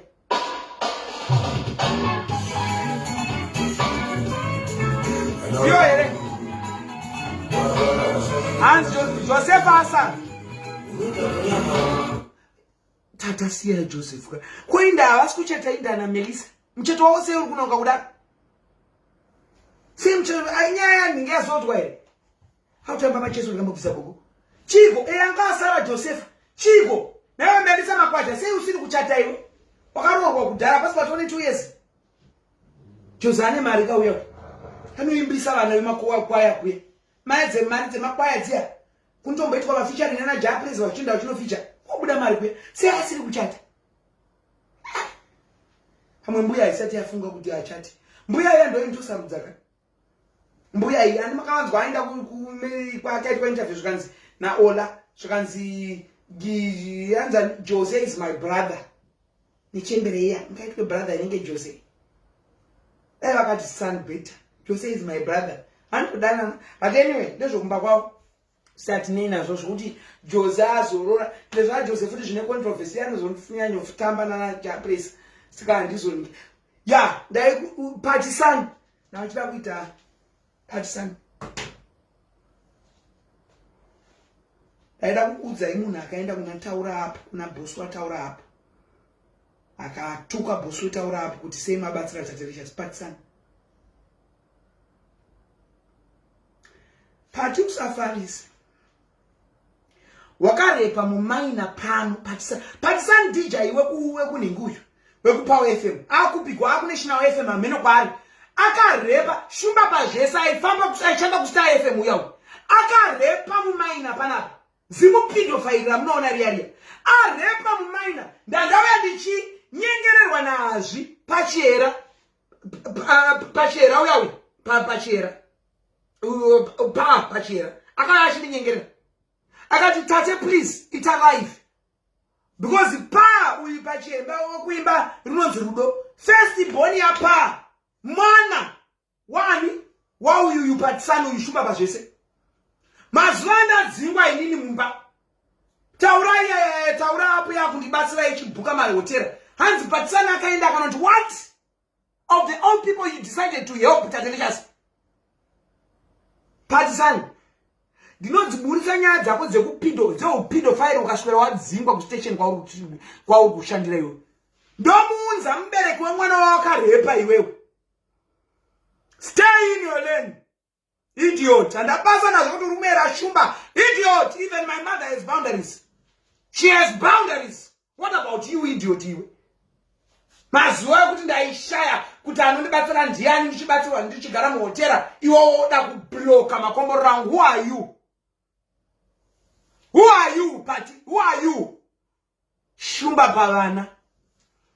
Zishumba pavana remunu. Iye vanhu kuma be careful. Ano kala zavana ye pamunoona paya. Ndo zvakatozotaita divorce kana pa. Paitotya kuti mwana wake aibhinyoka. Because mwana wapa musikana. Akatotiza nemwana wake musikana atori nehistory yekubata vana zvibharo yeyo munoona. Saka risina kana mukadzi. Ogota akambodana afuna shugete. Andakubulisire mapicture acho iwo vakashama na shugeta mutando ndinawo mapicture yawo ndakaibulisa ndi mchani kusiya vakashama na shugeta vari tu vari naked achidziya moto nditsvage picture yawo ndinazo papo but mchiri kusiya vakaruona ita queen makambo poster akatombodana na shugeta iyo munone mina nditsvage ipo baya ndala ndogona ngoti baka pa live yoyi muchiri kuya ukaere was picture on ndakatudzwa na shugeta anetsana na pa zvikanzi queen budisai munhu fumurai munhu maziere marizere picture iro vakashamana ningi na shugeta vari musauna vakagara vachikisana ndakambori posta picture iroro yanditsvage pana patisana uda kutoonerwa pana pazingochani rinobhinya vana unoshamisira une iwe ndadzingwa mbaka msatanyoko. I'm coming for you. This is the beginning of me. We are now officially enemies, me and you, Patsan. We are now officially ndaitadza kuzvitaura mazuva eyo because ndaishanda netaura apo ndichivaitira basa. But now I'm not binded by a contract. I can speak my mind. You, Patsan, akauya kwandiri director vetaura apo vamakusha zvikanzi ndanzina Patsan ndisakubatsirei queen. Ndikatani Patsan akaita chimviri nyaya dzake ndakadzivhara inini. Musatanyoko Patsan. Shumba pavana zibinya shumba pavana zibinya msata marikanganwere ishishugete ngochana mamusika kuziyeru magaro esaya makatichi ndokonyoni mamusika kuziyeru shugete ngocha amungo muono kushangandira kwakaita Jehova kana ndauya ndinobodzi kana ndauya ndogreda kana ndauya ndogreda nonsense ubotsvaga picture ya Patsan ngimusauna akashama andina ira kambe posta ipo pana ndina nyaya nisina ini otokonerwa zvako kuti zauri ngochani uno wide ndiye akakudza magaro ashugeta iya magaro ashugeta kukura kudaro akakudzwa na Patsan ukuchikwe Patsan uchichi hauna mbora yakakudza magaro ashugeta iwewe naso uno ndazoipa matuzvi ichaga picture chaiona ndachiyeka kana kaludai daiona panapa mani mapicture ari muno manopera basa kana picture anatanya vai kuchikoro aitunzirwa ringo picture shugeta iri papiko vakatogara musauna chaiva ritsvo vakashama ruoko rwashugeta rwari pamboro yaPatsan ndakaiposta mani picture iyo muchaiziva ruoko rwashugeta rwari pamboro paPatsan vakatombodana mazuva ashugeta Patsan panga achiri kuStar FM nguva iri raizvimapera achembera ndiro here ayo indiginimbi nemukadzi wake iri munoriziva kai ginimbi nemukadzi wake iri munomuziva ndakamboriposta ginimbi nemukadzi wake naziva kai DJ rimo ginimbi nemukadzi wake asikana akazosaro ari chirikadzi pane chanisina here muno nemukadzi wake zvake asikana akatoenda ginimbi kwasara iyo mukadzi wacho rimo amai ginimbi aona kunyasoonera mai ginskins ako kairiwa zvako nemboro yaginimbi ako ginimbi akaaredzoti ginzi aneta zvake nekudhokonya kumadhodhi ala akashakata erevoshanda pane nyaya dzanisina here uno handina nyaya dzanisina kaini ndikumbotsvaga picture rekwashugeta kani anoperere nyaya dzevanhu hadzipere muno hadzipere nyaya dzevanhu handina chanisina muno handina chanisina achauradzai kani aina mirai ndigare pasi da kutsvaga picture irona akutoritsvaga handisi kutozopedza live ndisina kutsvaga ndikutoritsvaga picture irona ndikutori ndadauradza vanhu ndatozozvifunga let me find it ndatozozvifunga picture rashugeta naPatsan vakashama vari musauna ndatozozvifunga let me find it anda kuonerwa Patsan ungochani wako nekubhinya vana kwese ndokuziva uri kushamisira pane munhu ane information yako iwe satanyoko naye mirai nditsvake ndinaro handinyepere vanhu ndinaro iCloud haidelete zvinhu inosevha zvinhu ndinaro just hold on handizivi kuti riri papi but ndinaro because hatitomboshaiwe because wakapfeka white magauni marobe ewe ari musauna iri papiko Hey, wanatanya wakazouya bye bye. Wanatanya wakatozouya ndani information. Wanatanya wakazouya picture yakatouya. Iri vapiko. Iri vapiko. Patisane. I should get down. But ndakambori poster manini. Hana amuna kusave here. Mapicture akubuda panapa. Ngari padu. Shugeta ari papo. Mapicture akawanda yasikandikatoona. Hey. Vanhu akubuda panapa vandakasodhamba kare. Anyway, minika mapicture aka. Ana ndakazobuda chari poster so that vanhu share magroup. Vanga vakashama pamwe rakuya. Kusapa pari kuya mapicture ashugeta ka. Shugeta akangonditumidzira picture iroro. Ndaiziva kuti ari kuda ada kuti ndifumurani. Ada kuti ndifumure patisana. Kuzo aishirana zvekufanira amene vachiri kushirana iri pano. But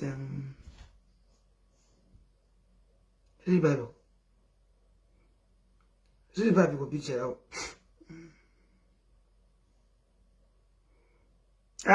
This was what. Makamirira, itai patient queen kana mshida kuona. Ndirambe njiscroll. Tai queen tiri pano. Mashida kuradza ipo panapa. Mungo capture. Ani muzvionesho ndinenge patisana wenyu sijika vanhu mugomo. Tai queen tiri patient. Nyasotsvaga itiripo. All right. Hanzi, all right. Hanzi, riripo pa Facebook. Ndatomboriona vanhu vanoriziya. Asika munoriziya ka picture iro. Nembiri yekutodanana nevarume. Yepatisano. Ndakatumidzirwa rini kuna Shugeta. Because picture iro ndakaripiwa na Shugeta. Eka, rinorekiwa ndogoribikirwa nani. Ndo vanhu tu vanga vari musauna wacho iwapo. Nganditsvage papa. Tete akuda kuya pari manje. Kunzwa moyo wangu kuti tinge takuda kusvika. Ndakatumidzwa rini ngo ndichitaenda ku UK here. Akukuratidzai kuti imvura dzega hapana zviripo paya. Handina V11 rando delete ndoti cast out ma V11 ise ndinotosefa zvekutodaro. Makakuradza picture ino. Toti hapana paya. Ndakangona picture la Shugeta so because ndakatora screenshot. Panga ndiri panike.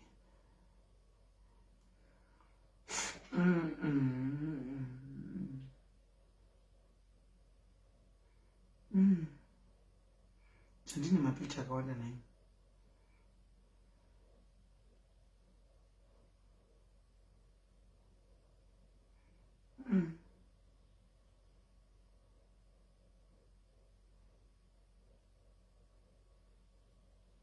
Picture ndina wakawanda amawe. Anyaziva kuti akatorwa rini picture iro. But rakabuda panapa. Ndakatorelekisa kune vanhu mastreets. Vakatoshama na Shugeta. Ndakabudisa futi rimwe picture, rimwe video achikisana na patisana. Kisiyo yaitomboratidza kuti vanhu vanokisana. Ndofunga ndarona. Aiwa ndinenge. Iwo Linda na Titan. Riri bado picture. Aiwa riziro. Ndinoona umwe muNigeria ini ndakamboura zviya. Akatomboura zvekuura chaizvo. Kozi mapicture ndinoona mimi ndakashama ndichitaka. Anyway, tozozviona izvi. But picture iro munotsvaga Shugeta anga akashama nani? Anga akashama na patisana ndinotsvaga. Patisana, stay away from me. Hanziko Zizo na Ana parikudanana. Yadanana zvakwana ndiari Ana noise mungowe. Ana noise. Ana noise ndinganeta. Ndachida kuridza song yamacheso. But ndatoneta zvekudaro. Zvozviridza umwe musanditi ndaneta ini. Ndachida kuridza song yamacheso but ndaneta. Ndachaya song ngaishitaurwa navanhu kuti imfa nandi aipo apa. Imfa mwe ndimi vanhu. Ndaishaya song yanhingi. tinosvitswa. Daishai mfananandi yamacheso. Daishai love you my people chirege ndizorodanita. Akatobopinda mushawani body kacha. Hanzi ridza ipi hanzi vakuda kutumira. Ovana roda kunditumira nditumire. Nditumire picture yacho. Nditumire picture yacho ari one. Ndiradze vanhu panapa. Opana vanhu roda kutumira nditumire pa WhatsApp. Nditumire pa WhatsApp. Ndiradze vanhu nditumire pa WhatsApp. Ndatamba song yamacheso ndaneta kana. Uchikoti asanda zviitira kuti beshe rinombobuda kati wait iro. Asanda ita wait inasikadzikama. Andabhurugwa ka. Andina bhurugwa ka. Ndombobudira tu wait. Ndakati ndere beshe rasikana. Ndakati nda. Azokona. Maindiseka. Tobeti. Tinoite. Ndimaiseka. Asadinda. Ndakati kasungita namporo pakati pezvicha. Nyasoti wacha, nyasoti. Nyasoti kavilata. Kavi. Azuraya. Ndakatona kanisina neka kuna Jehova. Ndakatona kanisina neka. Ameja ndozvidzundura dzwa ndina kana filita kana. Nasi mazana ansungura mufilita. Uzana wababa vaya vanondoona pa live. Saka ndinchida kuita zvakanaka. Manditumidzira here. Rakazvimbirira. Naona. Ndinga pendika. Andina pendi zvesho. Andina kana pendi. Kana pendi. Andina pendi. Handina kana pendi. Toleo. Ambona mandara yafika pendi. Sungire zvinhu zvichiri fresh. Ndikunowa kuita mapenda ake. Zvinhu zviri fresh azvingopidira. Dzake. Kasinaike mandara. Azambukira kaya. Azambukira. Imanda. Azambukira. Ndakuwa mashuri chete. Mashuri account. Atomvozembolo. Atomvodiembolo. Adidiembolo. Kuchikunyoa.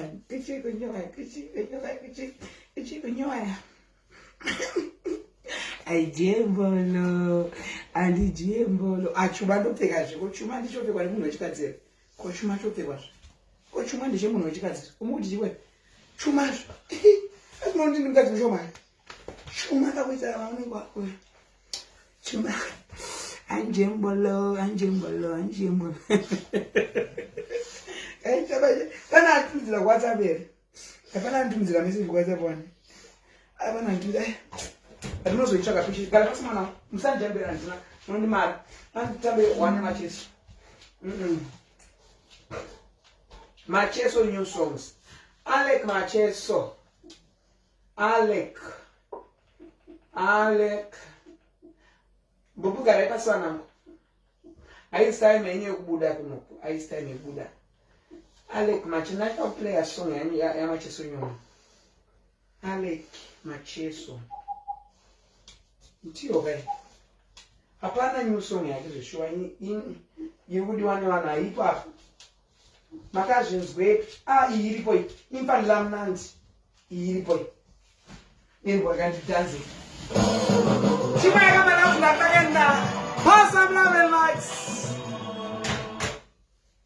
Katsambe. Kanyazo sunga chima yakamana nema likes. My love never lies. My love never lies. My love never lies. I'm not gonna bra.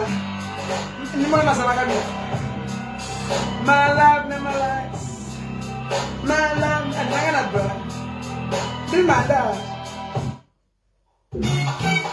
Yeah. Thanks so much.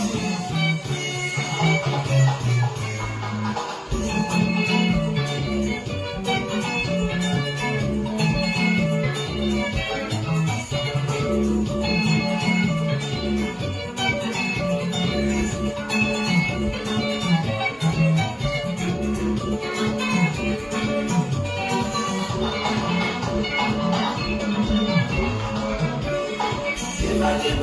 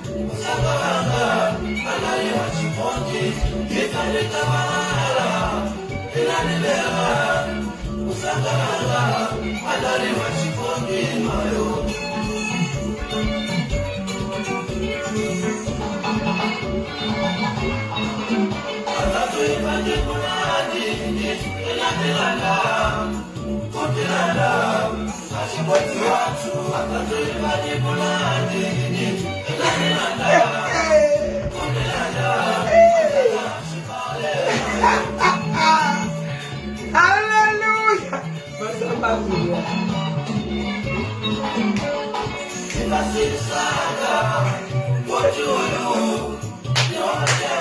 Oh, no comments. No comments. No comments.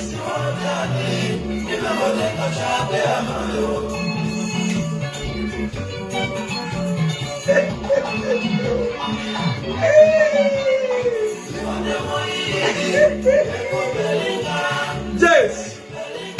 Hey.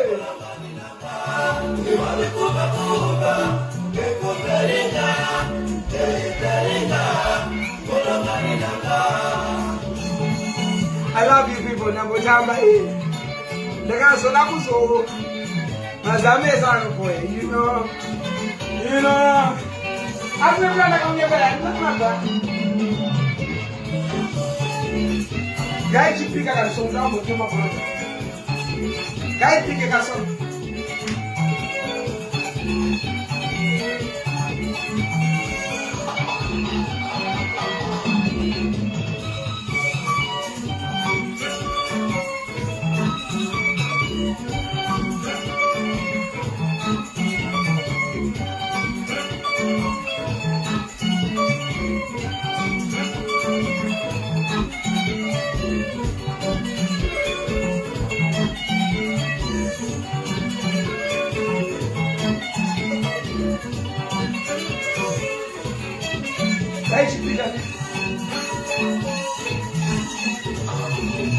Out again.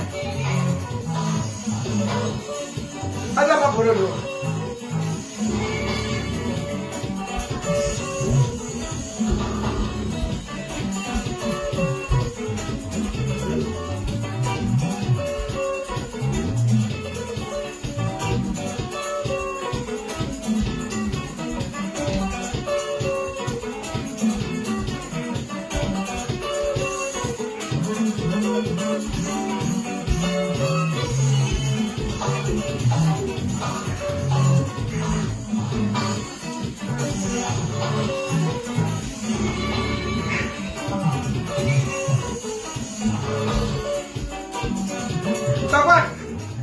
Sama kapan?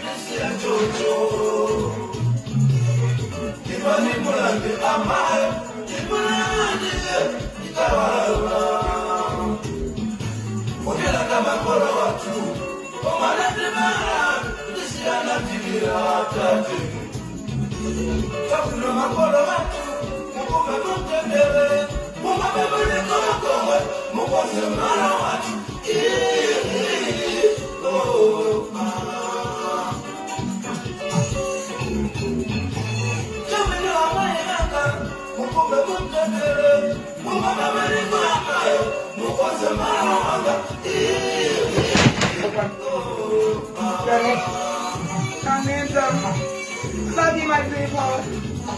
It's been so sweet. Congratulations on the new album, Mama Cheso, and your birthday. Congratulations. And we hope Livingstone. I know Anikwa. And please, my Livingstone. Nganga this, nganga that. We don't like that. I love you, my people. I am really now tired. Let me go and take a shower and grab a cup of coffee because I have a lot of assignments, university assignments, which I need to submit today before tomorrow. But anyway, I love you so much, and makandi koshera mufunge. Good night. Mwah.